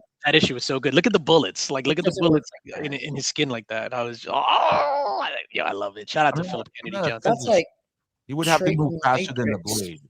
He would have to move faster than the blade and slow himself down to match the speed of the blade. and then be able to stop it without breaking it. There's just not. Well, you know what, too? If the bullets hit the skin, it wouldn't really look like that. So I can't read this anymore. Yep. Yeah, you got to stop. Totally That's what I'm trying to tell you. Yo, the tank and the Humvee, they're too close in proximity to be firing like that. So I'm never reading this book again. Yep. You got to. You say, "Hey, this defies physics. I quit." Because Is that's this how Infernal you. That's how Hulk, or you is do it life.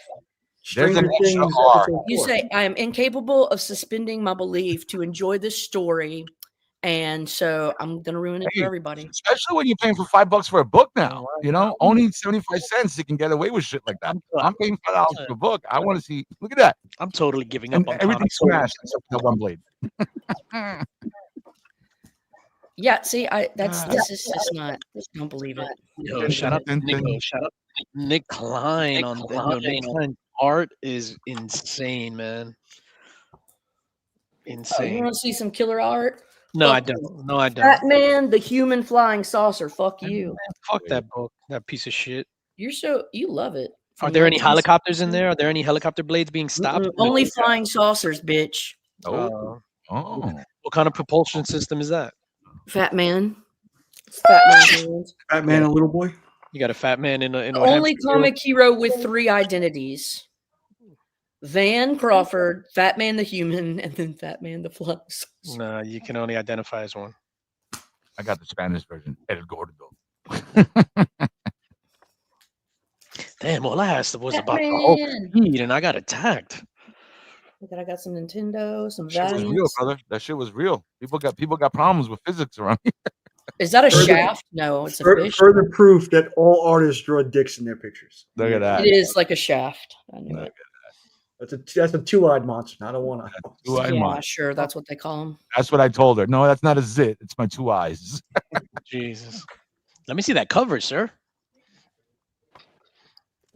Ooh, look at that. John Jang, Inferno Hulk, #1, big time collectibles, Singapore Comic-Con exclusive. Ooh. Is Bruce Banner still the Hulk or? Dude, TM, bring words back to books. That's what they're for. I get pissed off because I only get like 14 sentences a comic nowadays. Currently going on. Singapore Comic-Con. You know what was a good read this week, and it's probably a book that none of you have heard about on the panel. Let me see. No, we don't want to know. Nemesis was good, but I think it came out last week. Actually, it wasn't this week. Devil on My Shoulder from Dark Horse. Devil on My Shoulder. It was pretty good. I'll go into details tonight on In the Mix. TM hates words. No. Words are good. Not bad, Mr. PKJ. Yeah, Philip Kennedy Johnson is the man. Oh, this was a treat this week. Hulk smash everything. I haven't read it yet. I got it. I just assumed it's going to be just mindless slop, but fun. It's 100% that. It's like a throwback to like Silver Age, like Hulk and like the leader, and he's like, "You can't get me, Hulk. I'm gonna trick you." And it's cigarettes. Yeah, yo, it's totally that. See, come here, see. Minotaur, see. What Hulk do you prefer? Smash, Smart Hulk, or I'll do your taxes, Hulk? Just with the green visor on. She gets stronger as April 15th. Yeah, exactly. With the visor is crazy. When Jim carries the mask, when he pulls up, they go, "Where's my money?" And he just the old school calculator and the visor on. Oh, in 1993, you just start slamming receipts. First of all, Hulk smash everything. I'm about to sue because that's like false advertising. Not you were hoping you would smash. There were some really cool variants. There was the one that was just like the full body profile shot that was foil. That was pretty cool. I just got the A cover. I assumed it's going to be garbage, but fun. Did it was definitely ever take off, or is that something they buried already? What? His son was a Scar. Scar took off and crashed a long time ago. I don't want to say crashed. It kind of just ran its course years ago. Ago. He was in something recently that I was like, Savage? Return to Planet Hulk. I think it was. Oh yeah, dude, I skipped that. I'm like, man. Yeah, no, I read it. That shit was garbage. Yeah. Return to Planet Hulk. I mean, I don't want to if you read enough comics, it's not hard just to look at the cover. And if you follow like the universe continuity, you know when a book is just a throwaway, meaningless romp. Like this isn't for the general audience. It's if you're a Hulk fan, here's an extra Hulk book to read, completely unattached from the rest, if you want it, kind of thing. Sometimes they just use them as proving grounds for different creators. Like, hey, we'll give you a title to see what you can do, and it's not connected to the rest of the stuff for that reason. Normally it's an X-Men book that they do that on, but every now and then you get a Return to Planet Hulk or Hulk smash everything. Back in the day, it was the Twinkie ads in the back. Okay, we'll let you do the hostess. You get the eating the hostess pie. Drew they should bring back backup stories like this. Hulk smash everything would work fine as a backup story in Hulk proper. You know what I mean? Or Hulk angle. In the Daredevil Punisher book that came out last week, there was like a cute little backup story in the way it was like really funny. So it was like anyone reading the Marvel Knights Punisher? Nah. So I like me some Punisher, and the Benjamin Percy's a phenomenal writer, and he's doing the Punisher proper right now. And then they come out with this Marvel Knights Punisher, right? I think like the same week issue 2, like the same time issue 2, the main one came out. And it's the same fucking premise, like on paper. Like, give me explain this. Like, give me the bullet points to explain what this is about, and it's the same fucking thing. The Marvel Knights Punisher dropped first. Like, it did not. I think it did, like a week apart. The World to Come Punisher, that one, yeah. I'm 100% sure it didn't, because I pick them up both, and number 2 of Marvel Knights out, and number 3 of Maine is out. It came nice. Unless someone fucked up street date on one of our ends, and we just got them at different times. But the Punisher proper, they're trying to bring Frank back, and he's back, and he doesn't know why. He's got the chip in his head. And then the Marvel Knights Punisher is like the cartel gets him, and they put the chip in his head so they can. It's just Punisher remote control in both of them. Inferior 5. These are so fun. But I really enjoyed the main one. I love the trade dress on that book. Yeah, that red, super red band. Oh, he's not talking to me.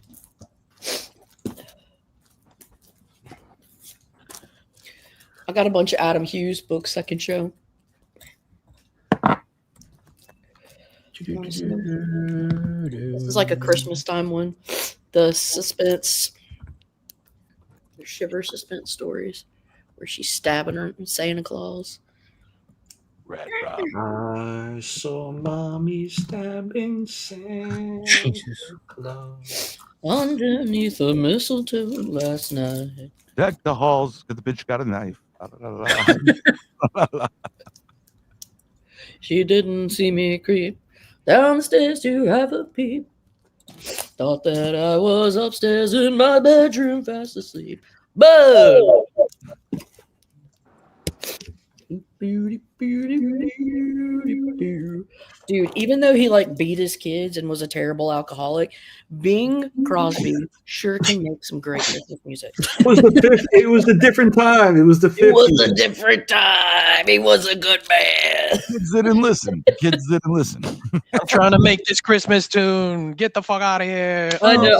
I'm listening to Mela Kaliki Maka, and I'm just like, he beat the fuck out of his kids. That was the sound that his punches made. Yeah. Woo, bang. Even David Bowie was like, brother, you're fucked up.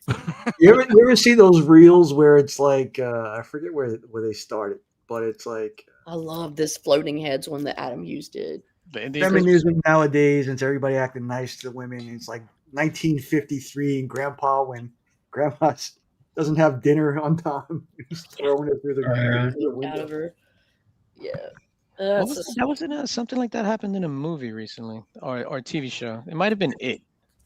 And don't fuck up the steak next time. Oh my god! Do we not have Adam Hughes' Power Girl cover to share with Madam today? I showed a Power Girl. Here's one. Yeah, DJ, they're about a month apart. I was curious now too to see if my order was messed up, but the Benjamin Percy one started September 10th. That's not Power Girl. Palmiotti Night started October 8th. I've been down. But they did not talk with each other before starting their stories. They're so similar. What the hell? And Marvel, like somebody there, like an editor, wasn't just like, hey, we got 2 Punisher things. You might want to make one a little different. Exactly. The only difference is the cartel is controlling him in one and Wilson Fisk in the other. Obviously, the surroundings, just the concept. It's like the same premise. Which is the same premise Benjamin Percy used when he brought Johnny Blaze back on his Ghost Rider run. Like they sidelined him for a while, like behind the scenes. So how are we going to write him in continuity? We'll bring him back, take away his memory, and have a demon parasite in his head. And that's what they've done with Punisher. Bring him back, take away his memory, have a chip in his head. Didn't he, back in the late 90s, die and come back? Right? He was like an angel of death or something like that. And then does that a lot. Yeah. The Punisher has been chopped to pieces by Wolverine's kid and came back as Frankencastle and all that stuff. Yeah, he was the cosmic Ghost Rider in the Thanos story. That was. Have you ever read that story? Well, I know Mark did. You never read that story, Mark? No, you never read about Danny Ketch, Cosmic Ghost Rider? It's Frank Castle, Cosmic Ghost Rider. Is it Frank Castle? Yeah, Jesus Castle. Right. I read because I read Thanos. Put it backstage And for like 5 minutes. And I even tried to read the I read the Cosmic Lemire Ghost Rider first. standalone story Then I- that they did. But Hey, Stephanie Phillips is a terrible writer, and I had to drop that shit. It was Who? awful. Who? Stephanie Phillips. She's a terrible writer. What did she? Who was she write? The Cosmic Ghost. recommender. The Cosmic Ghost Rider. But anyway, No, so if you Johnny go back, Cage wrote Cosmic Ghost Rider. No. The 5-part. Yes, he fucking did. Well, we're talking about the most recent one that came out a couple years ago. Donny Cates introduced Cosmic Ghost Rider and all that stuff he was Andy doing. wrote the That's not 5-part series. that's not what we're referring to right now. Okay.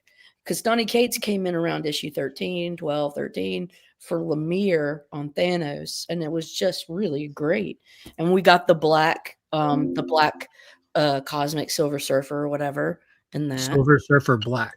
Yeah. Silver Sure. Surfer is cosmic by design, so you don't have to call him Cosmic Silver Surfer. Okay, because you guys are. That's like saying Gamma. No, I got you. I bring you the gantry early, and then you're just following through. And Stephanie did that like really long run for Harley Quinn through Infinite Frontier and stuff that everybody was like bleh on. Never read her, dude. Yeah, it looks like Grimm. It looks like it's Stephanie Phillips. I don't know if the whole thing is Stephanie Phillips or not. I think so, but it's good. It's actually good. It's really good. I can't worked on Wonder Woman through the Blah era as well. So it looks like she's attached to a lot of Blah era stuff. She's just a Blah writer. I haven't read anything of hers. But anyway, the Thanos story where they introduce Cosmic Ghost Rider is really, really dope. Where young Thanos travels in time and he meets like old King Thanos. Yeah, that's super fire. You should check out. And I think it was Jason Aaron that wrote this, but it was Thanos Rising, and it was about Thanos. It was like a 5 or 6 part mini about his youth and how it shows him. No, it's not. Thanos Rising is only like 5 or 6. Thanos Rising. Yeah. My collection. Let's see. As a 5-issue series. I'm Thank you. So, I'm anyways, confused with it shows. Look, it shows him as like a kid and like around hitting puberty, and like he starts displaying like the psychopathic tendencies or the sociopathic tendencies. Thanos, what are you doing in that bathroom? Nothing. It's really crazy and disturbing, but you see him take a turn and it's really dark. And it's like, oh, what is that? We need to talk about Daniel, or we need to talk about whatever, Kevin. It's one of those, but we need to talk about Thanos. Yeah, no, it's dope. There's I don't even know. Ezra Miller Thanos. Yes, it's an Ezra Miller Thanos shit. Yeah. Thanos was in Space Target throwing bitches on the floor and shit. Yeah, but check that run out by the Thanos run. It's really disturbing. There's based off the Jubilee debate shows, was like 20 people versus 1 person in the debate. I've seen those. You've seen the anime? There's an animated one of Thanos. Fuck off. Awesome. Fuck I was off. doing the dishes. I just put it on, and it is amazing. The voices of Fuck off. Yeah, you gotta check it out. And it's all the Marvel characters debating Thanos and his logic. The Jubilees are great. I've seen some crazy shit on there. So Bobby says Thanos made Hulk his dog. So in that story, Hulk is his pet dog that he keeps Hulk in the basement. This is King Thanos, and he fed him all the superheroes. So you see like Iron Man's armor, like Thor's hammer, Captain America's shield. So Hulk, he starved Hulk and he made them eat. He made Hulk eat all the superheroes. Hulk hungry. I would make put it backstage for like 10 minutes for that. Hulk hungry. Hulk on juice box. You know what's a fantastic Thanos like detail from like the Marvel MCU stuff? So from Avengers Infinity War. So because I'm rewatching all the MCU stuff. So you know how when he's on Nowhere and Gamora like kills him, but it's not really doesn't kill him. So he bleeds and he's bleeding purple. And then when Iron Man hits him, like in the fight at the end on Titan, he's bleeding red. That means because he used the Reality Stone, he thought his blood was purple. His skin has never been pierced before. He's never bled, so he didn't know the color of his blood. That's really cool. Oh yeah, I see what you're saying. All that for a drop of blood. Yeah, I remember I was going on this Jason Aaron bender because I had just read the God of Thunder series, and I was like, he's a god. And so I picked up Thanos Rising, and it was good too. It was bothering, like, oops, on a visceral level. Yeah, the God of thanks for having me on. I'm gonna take off. Have a great weekend, everybody. Everybody be good. Everybody looking good. Be safe, and I'll talk to everybody soon. Thank you. George. Peace out, George. I got dishes. I gotta go do the dishes. I'll see you ready. Yeah. George, don't mess up the steak again. Yeah, all the Thanos stuff is good. So Thanos Rising, Thanos, the God Quarry is actually really, really good. I think everything with Thanos has gotten better after he was introduced. Infinity Gauntlet, for fuck's sake. Bleeker, what are you drawing?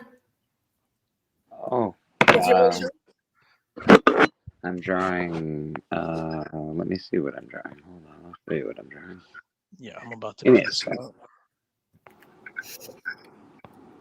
I'm drawing. I can't Mark, even can see. you make Bleak big?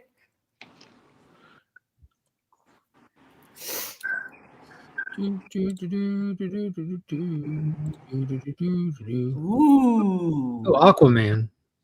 Yeah, absolutely, Aquaman. How many abs does he have? So many. So many abs. All the abs. They really lead the eyes down. Bleak, what's the deal with your Kickstarter? Nice. It's actually getting pretty good. The interiors are being done as we speak. We've got Rad Art and Comics and actual Dracula doing them both. So they're working together to do that. We're really hoping for February kickoff. That's the goal. We got actually a meeting tonight between all the people that are creating, and I'll know a little more by the end of tonight, I guess. Is it on Kickstarter right now? It's just the pre-launch is on Kickstarter. You can go to the Kickstarter, hit Murder King, and there's a notify me on launch button on the bottom of the page. Hit that button. I think we have 62 people waiting right now, so that's pretty awesome. Really looking forward to getting that out, actually. Where's a moderator when you need one? I got it. Oh, that means I have to go into the thing. There you go. I'm not on YouTube, but I'll drop it. Well, I can't even in the chat. Let me just open YouTube and I'll drop it.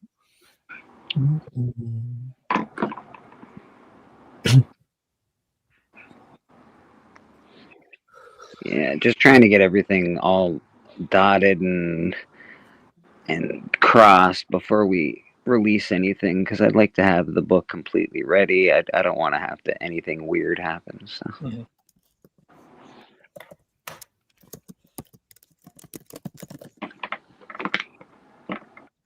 Yeah, that cover that Locke did is dope. The variant cover. Oh my god, bro, it is awesome. Rad did a really great cover. We got Austin LeMay did a fantastic cover. Wow. So yeah, there's some really cool stuff coming on this. The art inside is very detailed art. Like, it's really cool, man. So everything's coming along really awesome. And just to confirm, once the Kickstarter is done and everything is in hand, the books will actually ship. Oh yeah, baby. Oh yeah, that's the plan. That is absolutely 100%. You can check the track record of Bleecker Street Comics. Hey, we ship our shit.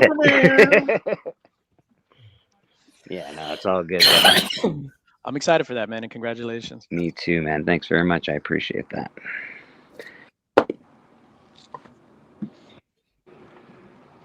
Awkward silence. Mark, what are you doing? Tracking a package. Jesus Christ. I'm reading what Ted Saradon said. Okay. Ted Saradon. Netflix is pretty much about to kill theaters. I mean, I can't believe it hasn't already. It's competition, right?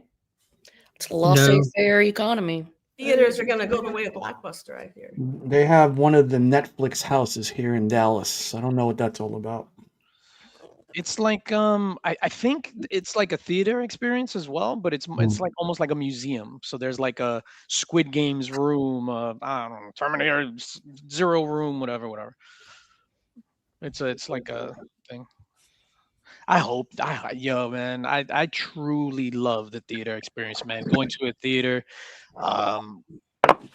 There's nothing. To me, there's nothing like going to a theater to watch a movie and have that communal experience. Really? Yeah, but I mean, if there's I no hate other it. people in there, it's not communal. Yeah, No, I but don't it's- like it. I don't like other people really Yep. around me. That.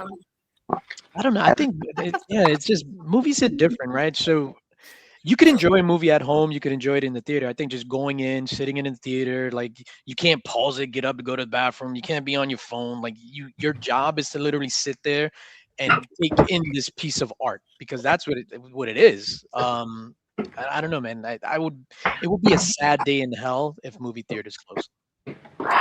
Yeah, it's a uniquely American experience, I would say. I love 3-hour movies, but I'm a old Movie theaters? Not at No, all. they're not. There's some Yeah, not at all all. over Europe and everything. Well, dude, they originated. Where did we? Hollywood. Okay, so it started in Hollywood, and now it's global.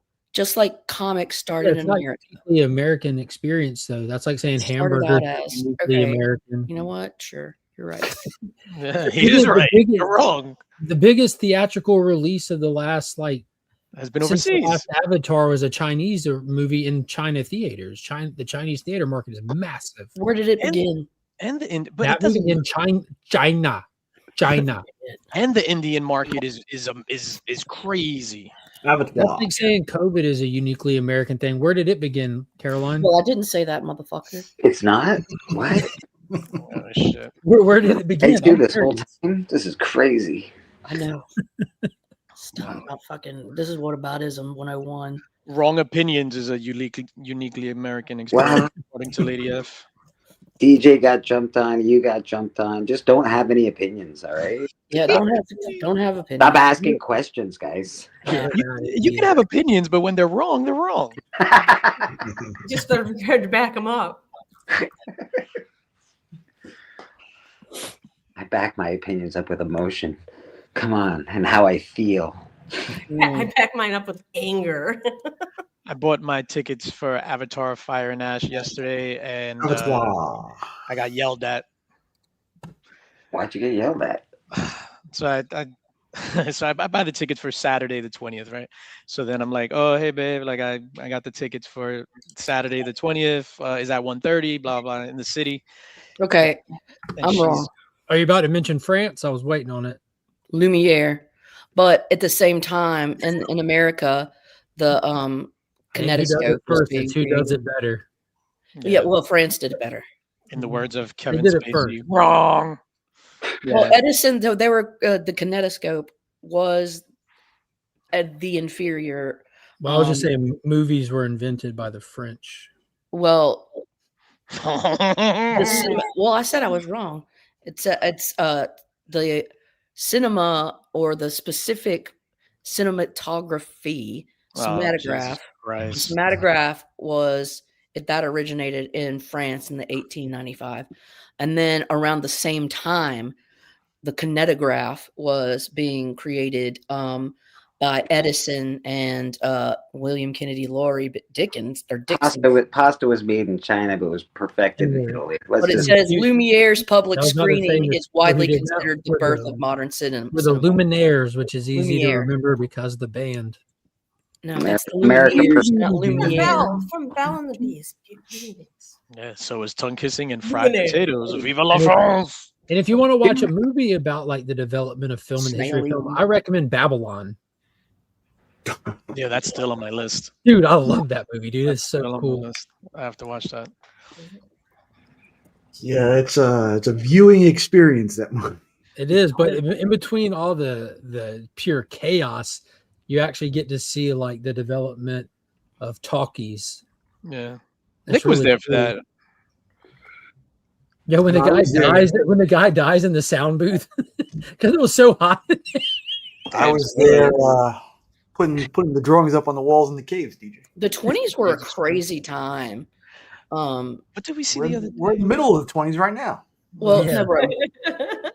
Because you're coming out of that fog of like World War One, yeah. and like there's like a fatalism associated with it, where it's like, dude, we could fucking die at any time. Like almost an entire generation of young men got wiped out, and the 20s was basically just a reaction, like, oh fuck it, we're going out, and it was excessive and stupid and wasteful, but another uniquely American experience.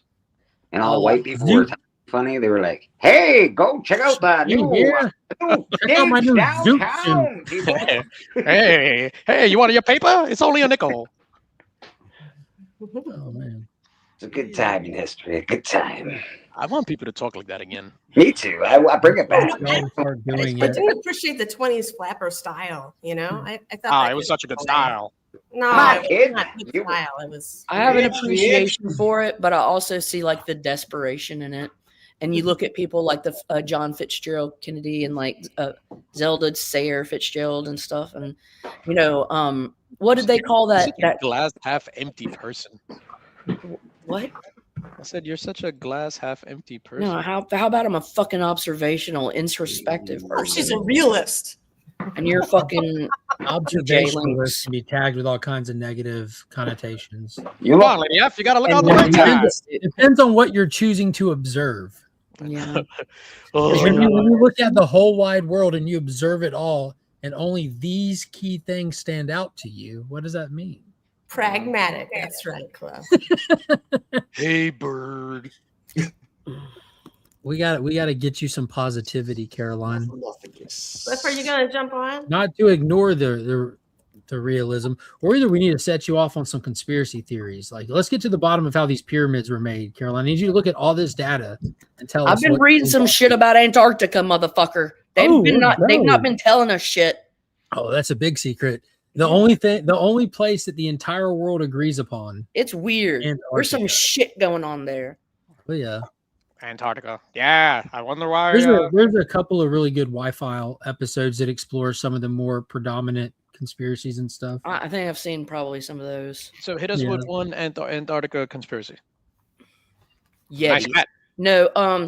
So apparently there is a international pact where all of these different nations. Yeah, that's not a conspiracy. And there's these vast, there's so much unmapped land, and I think a lot of it has been surveyed, but it's not necessarily been. DJ, wait till she discovers that there's not an inch of Antarctica that's not unmapped, despite being under miles of ice. No, they've done. Big shout out to Perry Reese. That's the thing. They tell the public that it's not mapped. So what it is, it's lost knowledge, and we know that because we have actual ancient maps. There are under caves. There are like these thermal vents that have created. Stay with me here, Caroline. Stay with me here. So the burning of the Library of Alexandria, we lost a lot of stuff. And some of the stuff we lost were some of the earliest maps. The way that maps used to be built was just by sight. People would go here, they would draw this, but they would come back to these big places of. And Antarctica, there were some pictures that had referenced then. What they do, they would take their map, their friend's map, and they would take their information. They would make bigger maps. And Antarctica was mapped, and a lot of, and we still have maps today, ancient maps today that have been protected and kept safe over all the generations that have mapped out Antarctica before it was, air quotes here, discovered. Yeah. So one of the most famous ones is Perry Reese, the Perry Reese map. But that was an amalgamation of other old maps as well. So it's lost in the library. Yeah, the mountains are mapped, the coastline, all the way from Antarctica down to like South America, way before any of this stuff was discovered. Mm-hmm. So yeah, they're created centuries before it was officially discovered, and considered it highly speculative, as the continent was not known to exist. And despite they're completely accurate, highly speculative, despite completely accurate. Yeah, people just have to get off of it. We don't know shit about history. Just an ancient pre-ice civilization mapped by the continent, but that this theory is widely dismissed by historians. By people with big egos, bruised egos. By mainstream archaeologists, because you don't want people that. Understand. They can look facts in the face and say, well, we thought it was different, so there's no way that's right, because we can't. I think the derision of expertise is really dangerous, but that's just me. I agree. With all just because you sit in a classroom for 16 hours, accumulative over a year span, you think you're somehow an authority in a topic. When this day and age, somebody can spend a literal year of their life Watching devoted Y to a files topic. and thinking they know No, everything. I know it's someone crazy, can isn't spend it? a literal year of their life devoted to a topic with complete access to all your resources and more with the internet, being that it has the accumulated knowledge of our entire species on here, and they can be your superior on that topic tenfold, and you would never think so because your piece of paper says so. It's crazy. No, it's Love not you, love about you, a piece of Clifford. paper. It's about a expertise in a specific field and taking the time to train in it. That's it. Like History is more of a the history going that far back, not talking about Yes, history that still history is- involves geopolitical stuff like Civil Yeah, War, no. Revolutionary War. That takes a Or lot more. science That and takes technology. nuance and stuff. No, talking about history specifically, when you go that far back, there's such limited data and stuff. It's really so much of it is In the speculative. history was written by the victors usually, not the Yes, losers. always. What does that say about our knowledge? What does that say about our knowledge of World War II? It's highly skewed. It's highly skewed. In America, There's lots of we have different blood on our hands. How to look at stuff. We're not heroes. I'm a hero. I'm a we hero. know to everybody. You're doing that negative thing again, Caroline. You're my hero. I'm sorry. That's a good song for you. Make a You song. are a blood hero to me and everybody. I need a God. hero. When coming up in the night. You know, my favorite thing is like I think when it's dangerous to have I like heroes this comment. too. Damn, I didn't know we had so many amateur cartographers in here, and it doesn't take an amateur. All it takes is all it takes is the fact: does that map exist? The answer is yes. Is it verified by skeptics, amateurs, professional cartographers? Yes, verified across the board. Not a secret, not a conspiracy. Does that map show Antarctica without ice and mapped? Yes, it does. There's three facts right there. It doesn't matter how well versed you are or not. Those things exist. On that map, not only is it like that, it shows the coastline and stuff. It shows animals that are specific to those regions. Yeah, I remember. So look, I've seen what you're referencing, the maps and things. It's just okay, but that's not definitive proof. It's a possibility, but do we know? What isn't definitive proof of what? I'm sorry, I was reading Drew's comment. The maps that we have from the past. Well, we know from recorded history that all of that stuff was lost in Alexandria, and the ones that we have left over. We do know that, but do we know we know when those they're were from? facts? And it's called the Perry Reese map because of the people who charted it. It's not controversial history. It's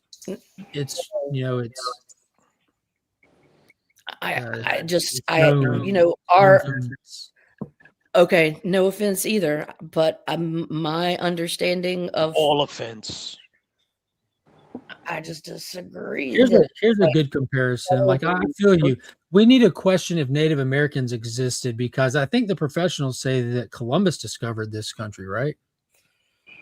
I'm pretty sure I exist. Yeah, we've got Native Americans. But the experts said Columbus. I used to be Native American. All right. Columbus disproves this you. is You're just a rooster illusion. This is another whataboutism. Oh man, we discovered Antarctica. There's no way that map. We just discovered Bleak. Oh fuck! Tell us about your people. The first ever Native American. Oh shit!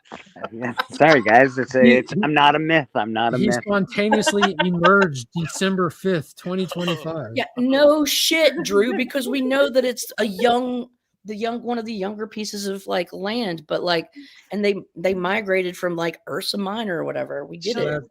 Yeah, I think to Drew's point, he might be referring to the more not the general held belief, which would be the Clovis first model is what it's called, where during the Ice Age, when there was what they call the land bridge between Europe and North America, which ironic to call it a land bridge, being that it was just ice, but that was the accepted narrative because history is speculative. They thought that people walked over from over there, but that's been completely disproven by modern archaeology that dates back and finds people, horses, tools, everything going back tens and tens and tens of thousands of years older than that model. So the whole point is it's fun to speculate and try to discover history, and it's the cool part is the timeline keeps going farther and farther and farther back. Yeah, farther back. What's Dude, dope too do is like DNA fucking analysis. It's just like it's obvious. All There is DNA history. analysis Statistic. truly shows us is that we're all connected. If Yeah, you we're all want. connected, What but is- I want to know yes. if you guys think there really are aliens here on Earth now. I there's, don't know about there's one that. on the panel. What I are don't they know what? about that, but I know Genghis Khan had a lot of sex. I That's was what about to say all of us are related thanks to that guy. Yeah. Genghis Khan, that guy was the man. Let me tell you. Shout Hey, out to did you know Enki. that like the redheaded gene is Shout is out to great, supposed to come from the Mongols? granddad. Where does it come from, Caroline? The redhead gene is supposed to be a Hunnish trait. Like, so what I did the thought they Huns- found a cave of like redheaded giants in like Oh, that's South Neanderthal, America. baby. Yeah, I mean, No, the redheaded there in Utah, there's a big thing like that. So one of the big stories about the giants was in Utah. So there's like a Native American tale about that there were giants, and these giants were going in. Attila the Hun. So these giants were going in and killing like the Native Americans. So then they took a stand and they went into their cave and they burnt everything in the cave and then they blocked it. So that was the tale. But then they discovered the cave, and in the cave there's fire burning things, and and this is actual history. They discovered like clothes that were made, or like a piece of a sandal which was like size 27 in this cave, and like bodies and stuff like that. And you're not allowed to go to that cave, or you're not even allowed to go in that area. And there's other in those caves in Mark, I'm right in the what do you call that, the Grand Canyon, where there's Egyptian like hieroglyphs, there's like African stuff, like, and you're not allowed to go anywhere near those. Yeah, they've blocked it off. It's under government control for your air quotes here. You ready? Safety. Yeah. Can't go in there. Sounds like there's a little bit too No, much. but if you want to get on a fucking donkey without a seatbelt and go walking down the side of the Grand Canyon for $7.25, go for it. But if you want to look in these caves that have been fined for millennia, no, not safety first. what up, Austin? Yeah. Shout out to those caves. Hey, it's Austin LeMay. Yeah, I would like to go there. I would like to go to the caves. Let's just bum rush the caves.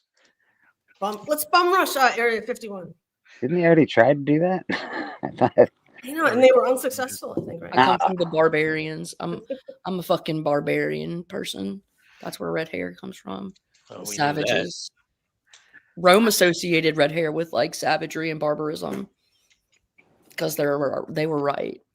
They're savage motherfuckers. I think just the color red in general, right? Because that comes from Mars, and that's supposed to represent war and Aries. Yeah, and sure. I'm smart too. What the fuck? Yeah. Oh, damn. But the Hulk can't stop the helicopter blades. Intercourse by Leonardo da How is Vinci. that? Oh my god. That's disgusting looking. I don't mean to see that. Well, you've done it a few times. No. No, never.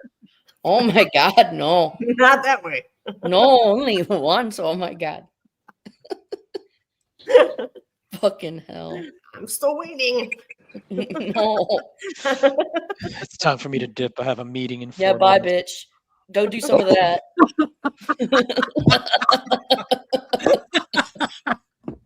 Damn, it's almost 11 anyways. It's time for me to cut it off and try to get some shit Yeah, I done. gotta go. I'm the asshole. I gotta work this weekend, and my staff called out yesterday, so I'm gonna be by myself. I gotta get some shit done today, so I can not do nothing tomorrow but work. All right, dudes. Y'all be safe. Have a good one. Go fuck yourself. Yeah, Sledge. Love you. If you rush the place that where all experimental weapons are tested, sounds like a great idea. Pew, pew, pew. Pew pew. All right, guys. Y'all have a good one. DJ, you doing a show tonight? Yeah, man. We'll be there tonight in the mix, 9 p.m. Eastern on the DJ Links YouTube channel. I'll be joined by my men's with 3 Z's at the end. Tonight we'll be giving out the Links box, and I might have a giveaway for the chat. Ooh. What kind of giveaway? Depends how I feel when we go live.